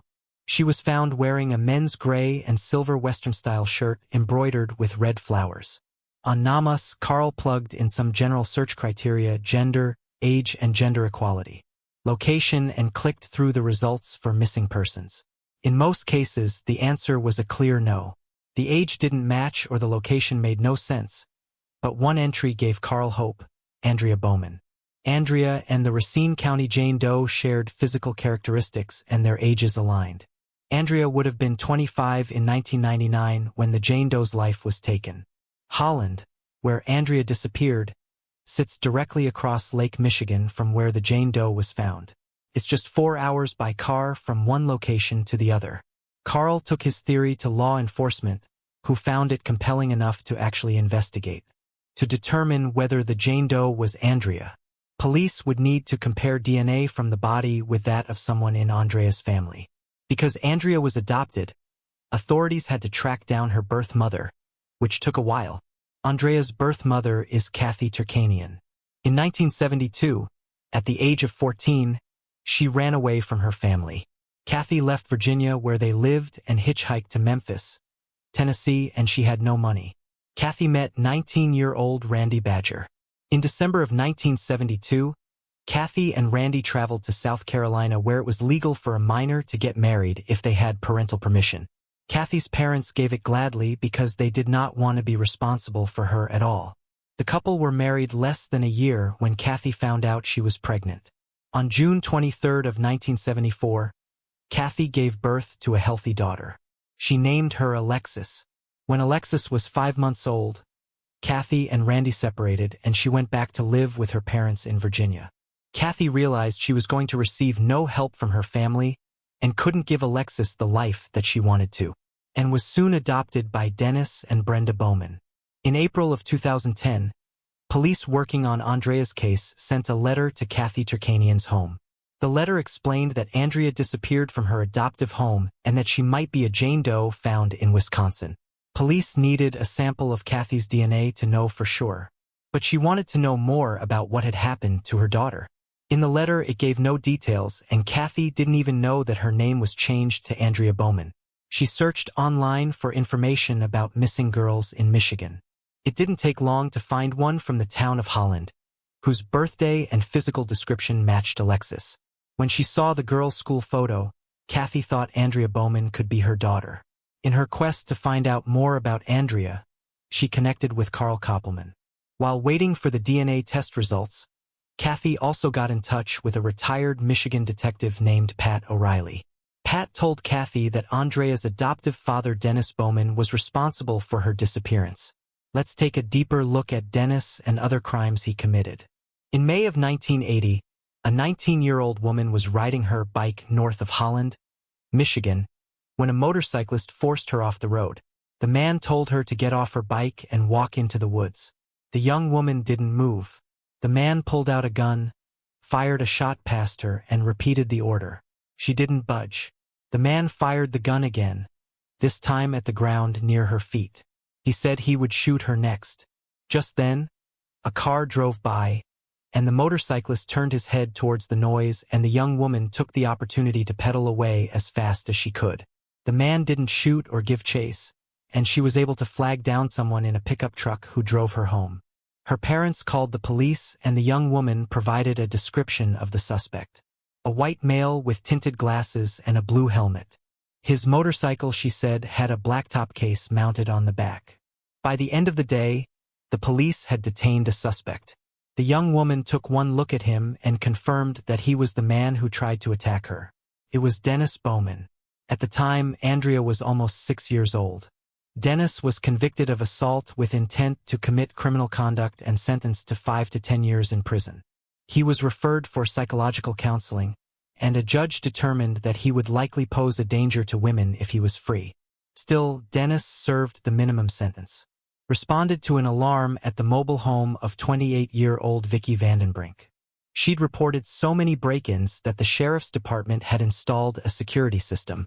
When the trooper arrived at the scene, he found Dennis Bowman walking away from the back door. The Bowmans had moved to Hamilton, a town nestled between Holland and Dorr. In 1989, Dennis told the officer he was temporarily staying with Vicky Vandenbrink, who was a former co-worker of his. He was let go, but when authorities got in touch with Vicky, who wasn't home when the alarm went off, she said Dennis was lying.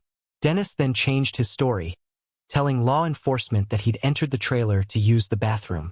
He'd been there at least once before, he claimed, when his daughter Vanessa wanted to sell Girl Scout cookies to Vicky. Skeptical, the police obtained Dennis's permission to search his property.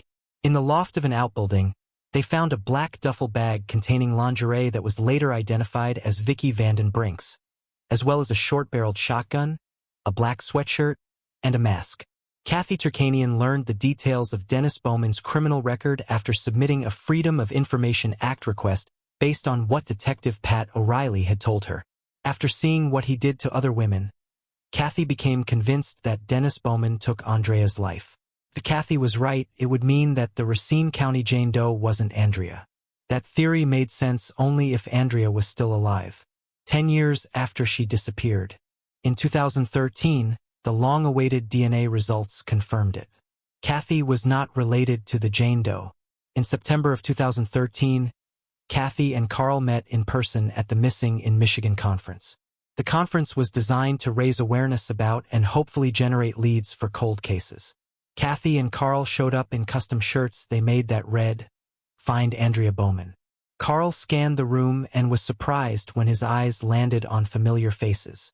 He nudged Kathy, and she looked over. "That's Vanessa," she said. "And that's Brenda."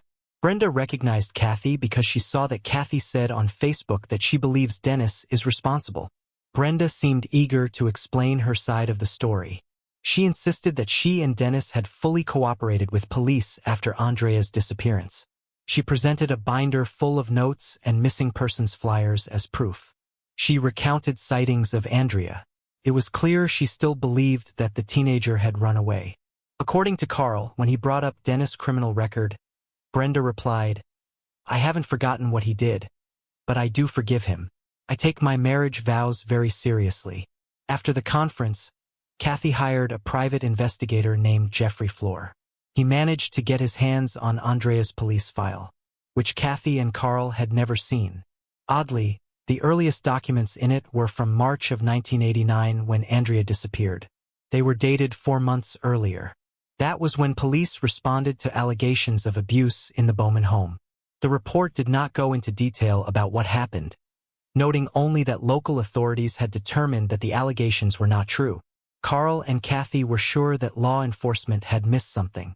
In 2017, Kathy and Carl met up with Chris Haverdink, the detective who'd taken over Andrea's case. Haverdink agreed that Bowman was suspicious, but that wasn't enough to arrest him. On November 22, 2019, Dennis Bowman was arrested by the Allegan County Sheriff's Office, but not because of anything to do with Andrea. He'd been arrested in relation to a crime committed 9 years before Andrea disappeared, more than 800 miles away from the shores of Lake Michigan. Bowman was arrested because he apparently took the life of Kathleen Doyle in 1980, gagged, strangled with an electrical cord, then assaulted and stabbed. Investigators collected male DNA from her body, but had few leads until Henry Lee Lucas was arrested in 1983. Lucas claimed that he and a partner named Otis Toole were responsible. His confessions were later revealed to be false and the charges were dropped. Science caught up with the case. Genetic genealogy, which compares unidentified DNA with a huge number of samples stored in databases, was becoming a very popular way of investigating these cold cases. Norfolk investigators partnered with Parabon Nanolabs, a leader in the field, to test the DNA collected at Kathleen's crime scene. Soon, based on genealogical research, they had a list of more than 30 suspects. In 2019, after some more testing and police work, it led investigators to Dennis Bowman. Bowman was extradited to Virginia to stand trial. By then, he had already confessed. He admitted to entering Kathleen Doyle's home through a back window, and that it was an attempted robbery. He said he didn't expect to find Kathleen in the house and that he didn't plan to take her life. But she was in the house and he did take her life. At the time, Bowman was in Norfolk for his annual 2-week service in the Navy Reserve. He was also out of jail on bond. He was awaiting trial for the attempted assault of the 19-year-old Holland woman, the one he fired a gun at before she escaped on her bike. Kathy learned that she'd inadvertently played a role in solving Kathleen Doyle's case. Jeffrey Floor, a private detective, told her that at some point the Bowmans had visited the Allegan County Sheriff's Office to report Kathy for harassment. They claimed she was making defamatory accusations about Dennis online. Investigators offered Dennis a bottle of water and kept it when he left. According to Floor, that was how his DNA came into their possession.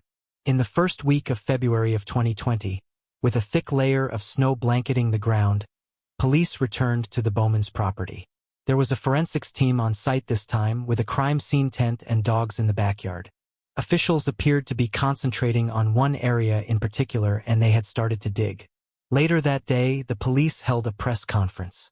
They announced that human skeletal remains had been found and that they likely belonged to Andrea Bowman. The police needed to confirm that it was in fact Andrea. Kathy provided her DNA immediately. In March of 2020, almost 31 years to the day after Andrea disappeared, the results came back. There was a DNA match. Dennis claimed that what happened to Andrea was an accident. He said that they were arguing and he slapped her, causing her to fall and break her neck. He reported her missing to cover it up. That was the story that he told Brenda in correspondence from prison. In June of 2020, Dennis received 2 life sentences plus 20 years for taking the life of Kathleen Doyle. He was legally ordered to serve his time in Michigan, where he would stand trial for what he did to Andrea. The first hearing was held in February of 2021.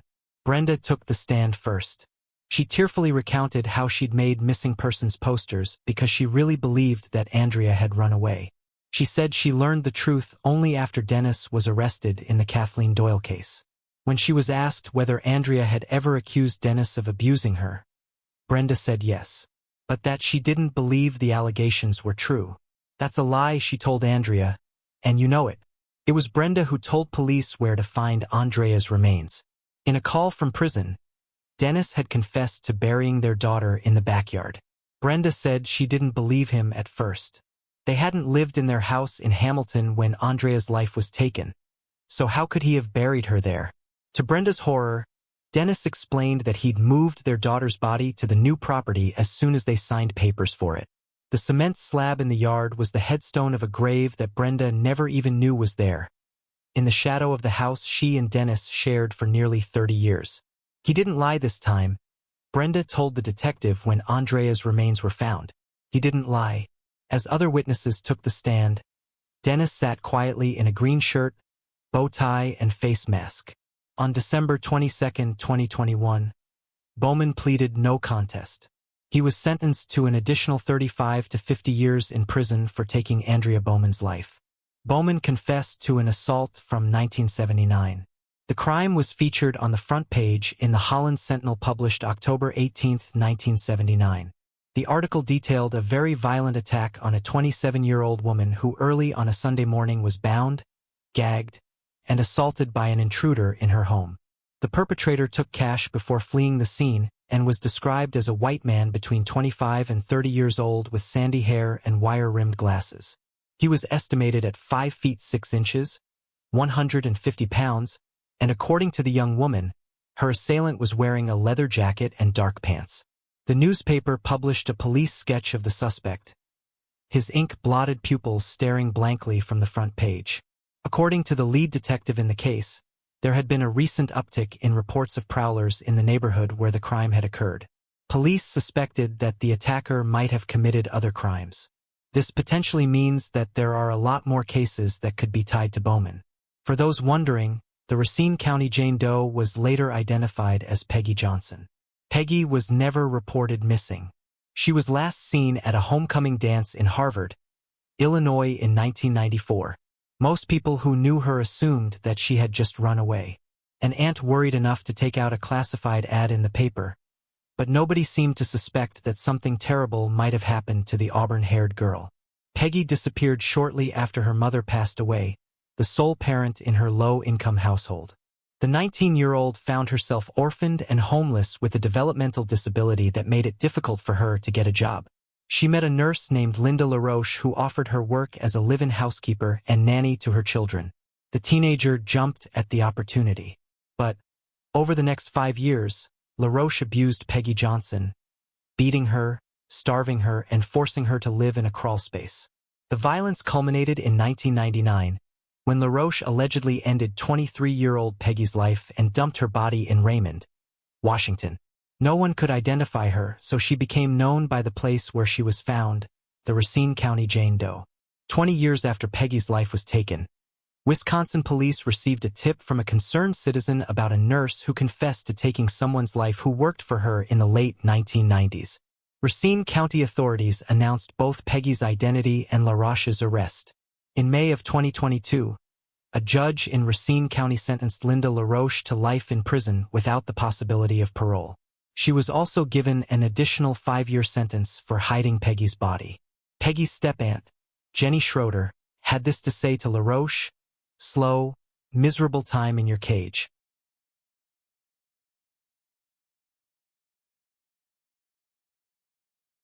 In 1974, Carla Walker was a 17-year-old junior at Western Hills High School in Fort Worth, Texas. Just 4 feet 11 inches, Carla had honey blonde hair that fell below her shoulders. She was dating Rodney McCoy. He was described as a wiry, good-natured kid who was the quarterback of the football team. Rodney and Carla talked about enrolling together at Texas Tech University. She told her closest friends that she had no doubt that she and Rodney would someday marry and start a family. The evening of February 16th of 1974, Rodney arrived at the Walkers' home in Benbrook in far west Fort Worth to take Carla to the school's Valentine Day dance. When the event ended around 11:30, Rodney invited another couple to cruise Camp Bowie Boulevard and the Benbrook traffic circle with him and Carla.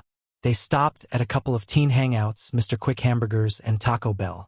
After dropping off the others, Rodney and Carla drove to a nearby bowling alley, Brunswick Ridgely Bowl, where Carla used the restroom. Not long after Carla climbed in the car, the passenger door flew open. Rodney caught a glimpse of a tall man with short brown hair. He began bludgeoning Rodney over the head with the butt of a pistol. At some point, the gun's magazine clip dislodged and fell into the parking lot. The man grabbed Carla. Rodney, barely conscious, heard him say, "You're coming with me, aren't you, sweetie?" "Rodney, go get my dad," Carla said.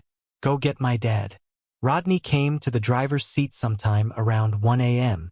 He sped to the Walkers' home, which was less than a mile away. He drove up over the curb onto the front lawn and slammed on the brakes. Carla's parents, Leighton and Doris, were still awake playing dominoes in the dining room with relatives. Carla's little brother Jim, who was 12 years old, and her elder sister Cindy, who was 18, were in the living room watching television. They heard someone banging at the front door and were stunned to see Rodney, blood dripping down his face. He was frantic. "Mr. Walker, they've got her," he shouted. "They're gonna hurt her bad." Layton, a retired Air Force lieutenant colonel, grabbed his pistol and raced to the bowling alley. Doris dialed the operator on the family's rotary phone and asked to be connected to the police. Searching the parking lot, they found Carla's purse along with the magazine clip that had been ejected from the assailant's weapon. Other cops drove the surrounding streets in squad cars, scanning for any sign of Carla. After the sun rose, more joined the hunt. Peering through binoculars, a few circled the city in helicopters. When classes resumed on Monday morning, detectives visited Western Hills High. They studied contact sheets of photos taken at the dance looking for anyone who seemed out of place. They stopped kids in the hallways asking if they knew anyone who would want to hurt Carla. On February 20th of 1974, 4 days after Carla's disappearance, 2 of the officers assigned to look for her were driving along a remote 2-lane road near Benbrook Lake about 5 miles southwest of the bowling alley. They spotted a culvert and a concrete tunnel built to let water flow beneath the road and pulled over to peer inside. They saw a young woman, lying on her back. Her face and neck were covered with scratches and deep bruises. It was Carla. It appeared that she had been strangled because there were no ligature marks around her neck. Investigators believed that the culprit had choked her using his hands. News of what happened to Carla covered almost the entire front page of the Star-Telegram. Her funeral, which was held at the Western Hills Church of Christ, was attended by more than 1,250 mourners, far more than the small sanctuary could hold. Fort Worth officials formed a task force of detectives from the area's police departments. The group didn't have much to investigate. No fingerprints had been identified on Carla's body or clothing. The blood on her dress had come from Rodney's head wounds. Traces of bodily fluid had been found, but the technology did not yet exist to identify a person from their DNA. And in that era, there were no surveillance cameras in parking lots and no license plate readers on the sides of the highways. The group did set up a 24-hour telephone tip line. At the downtown police headquarters, officers sat behind metal desks, sipping lukewarm coffee and listening to citizens pass on the names of men they believed were responsible. The detectives were told by various callers that Carla's life was taken by a pair of marijuana dealers, by a carnival worker at the Fort Worth Stock Show and Rodeo, and by a quiet young man who often bowled alone at the alley where Carla had been kidnapped. They heard stories about a boy who had supposedly gotten into an argument with Rodney at Mr. Quick Hamburger's the night before the dance. The detectives also hired a hypnotist to try to draw more details out of Rodney, who suffered a head injury during the incident. But the most significant memory he managed to recall was that Carla's kidnapper had been wearing a brown or tan cowboy hat. When the hypnotist snapped his fingers and Rodney awoke, he burst into tears. He was all torn up inside, tormented that he couldn't save his girlfriend. During one meeting, the task force detectives discussed another unsolved case that had taken place on February 7th of 1973, almost exactly a year before Carla's. That night, a young woman named Becky Martin did not return home after attending a night class at Tarrant County Junior College's South Campus. Her body was found almost 7 weeks later. It was so decomposed that there was no way to determine the cause. The medical examiner said Becky could have been stabbed or strangled or even shot through the stomach. What most intrigued the detectives about Becky's case was where her body had been found, in a culvert just outside the city limits. The 2 girls in 2 culverts, a year apart, it just seemed too coincidental for investigators. Although they said nothing publicly, the investigators began looking for a serial offender. By March, a month after Carla's life was taken, all the task force had to go on was one small lead. The detectives learned that the magazine clip found in the bowling alley parking lot belonged to a newer Model 22 Ruger handgun. They asked the federal government's Bureau of Alcohol, Tobacco, and Firearms to provide them with the names of anyone living in Fort Worth who had purchased that model. The ATF came up with a list of a couple dozen people, and the task force set out to interview each one of them. One man on the list was 31-year-old truck driver named Glenn McCurley. McCurley was raised in West Texas, the eldest of 3 boys. When he was a teenager, His parents sent him to the Westview's boys' home in southwestern Oklahoma. Westview, which is sponsored by the Churches of Christ, promotes itself as a place for those who are deprived due to sickness in their family, boys experiencing significant problems in living with their family, boys needing supervision, and delinquent boys, those who have violated the law but who are not in need of treatment or detention, and abandoned, abused, or neglected boys. It's not clear why McCurley was sent to the home or precisely how long he was there, but his stay clearly wasn't transformative. By February of 1961, he had left Westview and was in Abilene, Texas, where he stole a car. Then, he abandoned that car and stole another one. The State Highway Patrol began to pursue him and shot out one of his tires. He drove the vehicle onto a vacant lot and attempted to escape on foot, but was quickly captured. In court, McCurley pleaded guilty and received a 2-year sentence. He was released early in the spring of 1962 when he was 19. He eventually moved to Midland, where he met a blonde high school student named Judy Watson.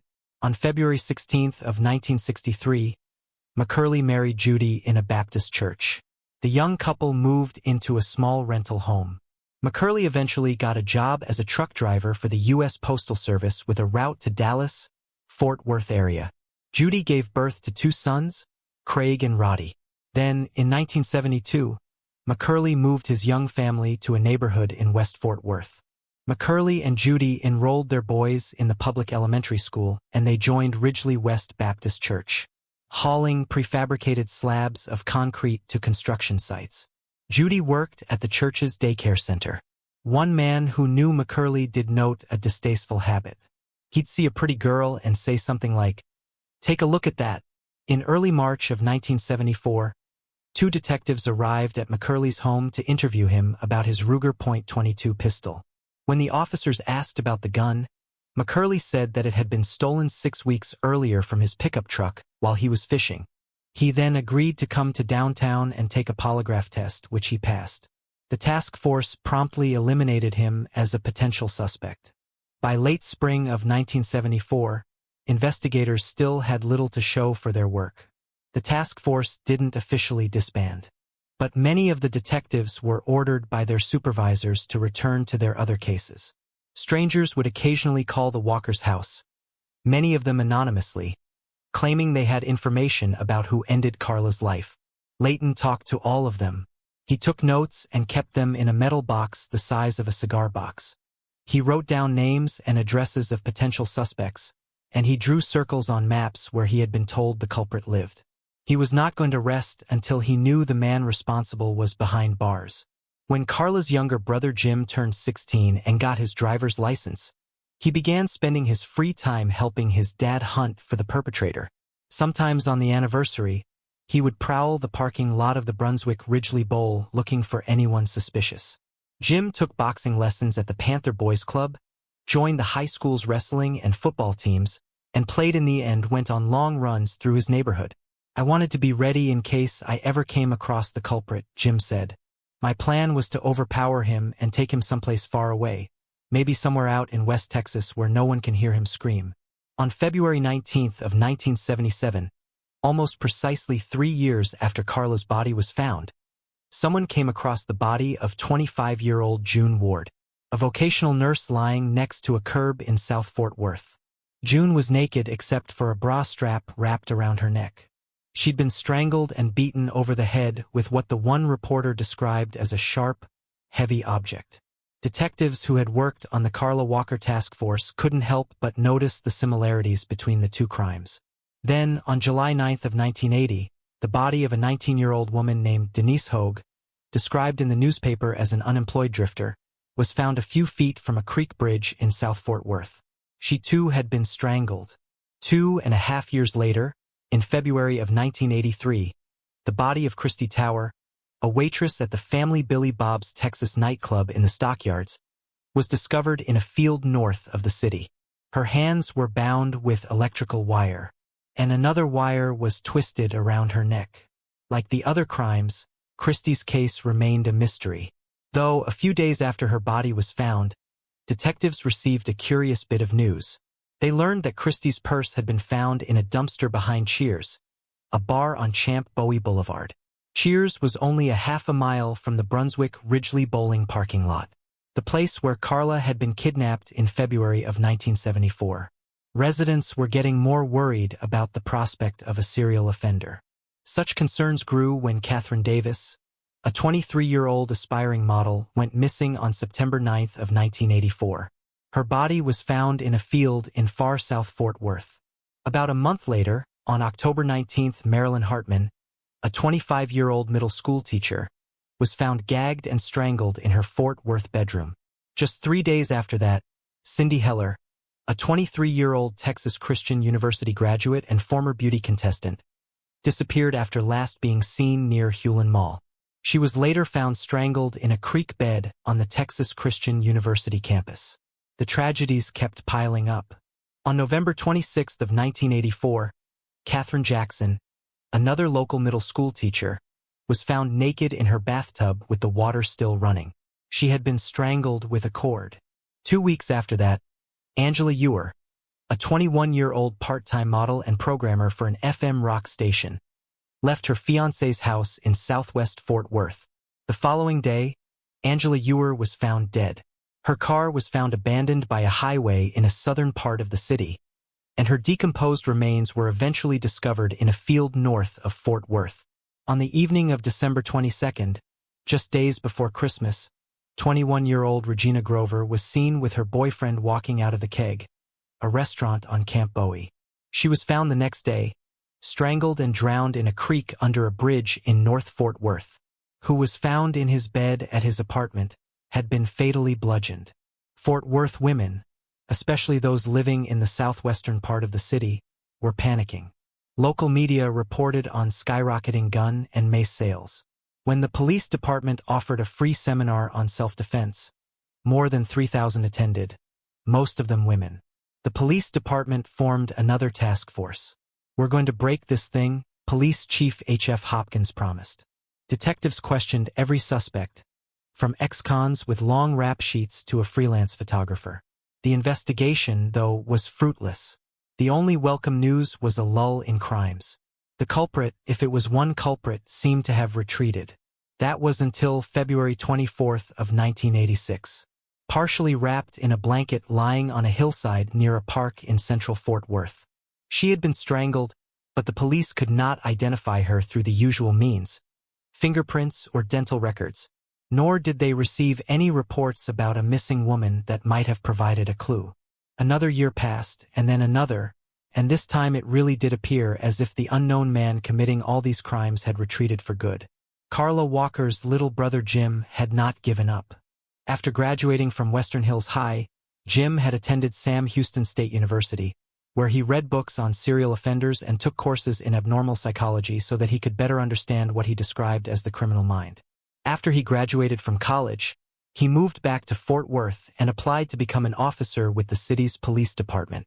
His plan was to get promoted to detective and get his hands on Carla's files and find the man responsible.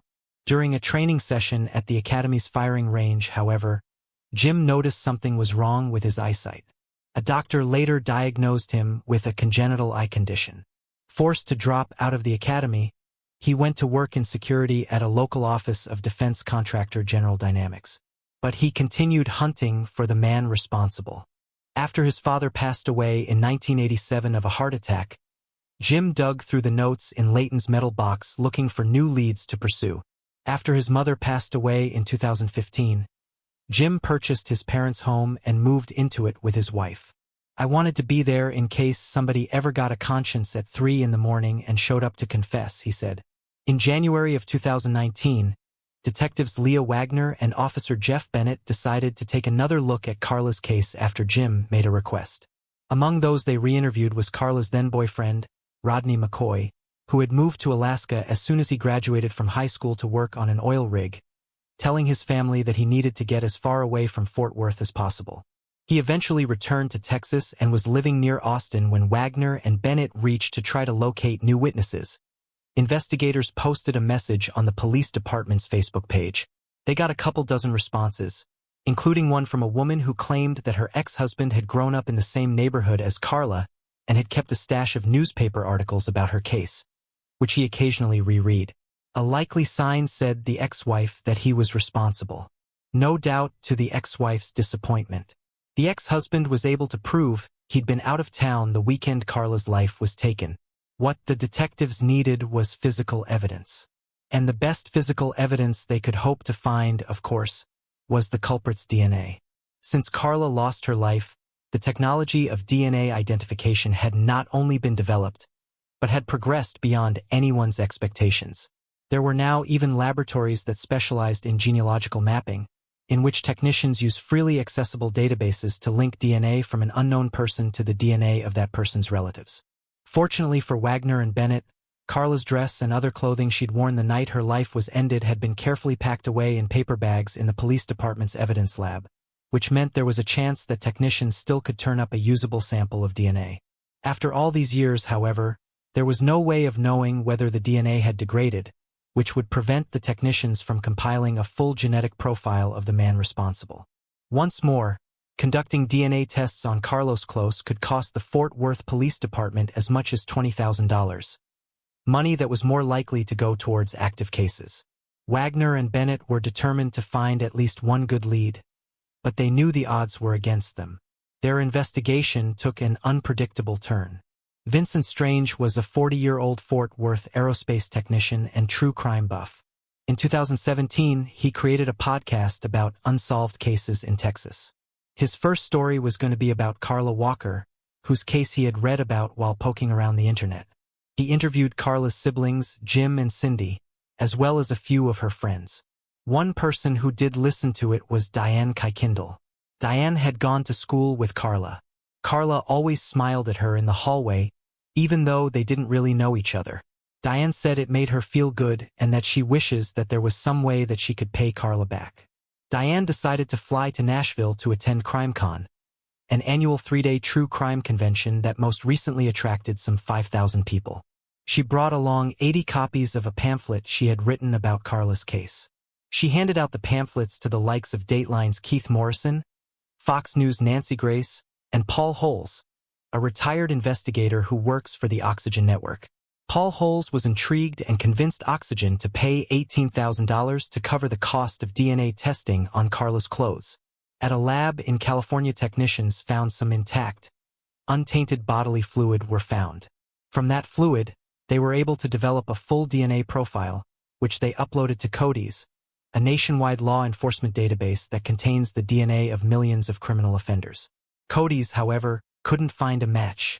Paul Holes and his producers contacted a Texas lab that also does genealogical mapping, but technicians there had no luck either. David Middleman, CEO of Oathroom, then got into contact with Paul Holes. He said he was optimistic that his particular DNA identification method, a sophisticated technology that used genome sequencing, could find a match. The morning of July 4th of 2020, David Middleman called Officer Bennett. "We've connected the DNA to a particular family tree," he said. "The last name is McCurley." After some further testing and police work, Middleman and Bennett landed on Glenn Samuel McCurley Jr., who had been living in Fort Worth at the time of Carla's demise. Bennett saw Glenn McCurley Jr. was the truck driver who had told the police back in 1974 that his Ruger 22 had been stolen. Wagner and Bennett did a background check on McCurley, but there was little to learn. As far as they could tell, other than his 1961 criminal conviction for stealing a car when he was 18, he had no encounters with the police. McCurley was no longer driving trucks full-time by then. He took on handyman jobs and did part-time maintenance work at a fitness club. Wagner and Bennett decided to pay him a visit. They arrived unannounced at the McCurley's home, politely invited the detectives into the living room and chatted amiably. McCurley talked about his old truck driving gigs. Judy said she had spent 32 years at Ridgely West Baptist Daycare Program, finally retiring in 2004 because of health issues. She also mentioned that her husband suffered from diabetes and that he'd recently had surgery to remove a tumor the size of a quarter on his liver. "We're not ready for this," Judy said, "especially with his cancer." Finally, McCurley asked the detectives, his voice raspy, "What do you want to talk about?" "We're going to take you way back," Wagner said. "Back in 1974, y'all were living here at the time, so you may have heard about it." There was a young lady kidnapped from a bowling alley. I know exactly which one you're talking about, Judy immediately said. Carla Walker. Judy later told detectives she could remember where the Walker family lived on Williams Road. They kept her room the same way it was, she said. They kept her car still parked in the driveway for years and years. You'd drive by and see that car parked in the driveway, and it was just absolutely heartbreaking. Detective Wagner said that she and Bennett had reopened the investigation and were contacting those who had been interviewed by police in 1974. It's a huge case, she said, and we saw at one point they had talked to you, Mr. McCurley. Wagner asked McCurley if she could take a DNA sample. It would be the easiest way to eliminate him as a suspect, she explained. McCurley hesitated. Then he took a pen, signed a consent form, and opened his mouth so Wagner could dab the inside of his cheek with a Q-tip. Looking on, Judy told the detectives, I hope you find out who was responsible. That girl needs to be remembered as someone who mattered. 11 days later, after lab techs verified that the DNA from McCurley's cheek perfectly matched the DNA found on Carla's bra strap, the members of the U.S. Marshals North Texas Fugitive Task Force arrived at his house to arrest him. He was driven downtown to the police department, where he waived his right to have a lawyer present during his interrogation. In an interview room, at first he denied any involvement. He claimed he had never seen Carla Walker before. Finally, he said with tears swelling in his eyes, Okay, I did do it, I guess. He told the detectives that on the afternoon of February 16th of 1974, he had drunk whiskey and beer for several hours. He said he began driving around and parked in some parking lots. At one point, he drove to the bowling ball place. It seemed as if McCurley was about to confess. Instead, he told the detectives he'd heard a girl screaming in a nearby car. I went over there to see if I could help. This big guy had her up against the door, jerking her around. McCurley said he opened the front passenger door and got in and into a tussle with the boy. He pushed him off Carla, led her back to his car, and then drove her to another parking lot. She started hugging me, thanking me, and one thing led to another. He claimed that everything that happened between him and Carla was consensual, and he did not know what had happened to her after that. After speaking to his court-appointed attorneys, McCurley pleaded not guilty.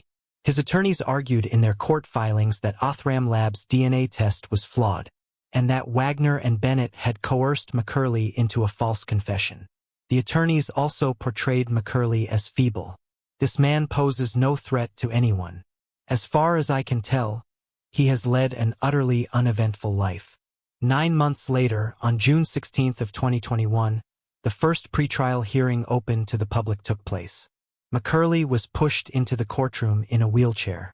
When the actual trial got underway, a few months later, Carla's boyfriend Rodney testified about the night she vanished. Retired Detective Jim Minter took the stand to talk about the original investigation into Carla's case, and Wagner and Bennett testified about their own police work.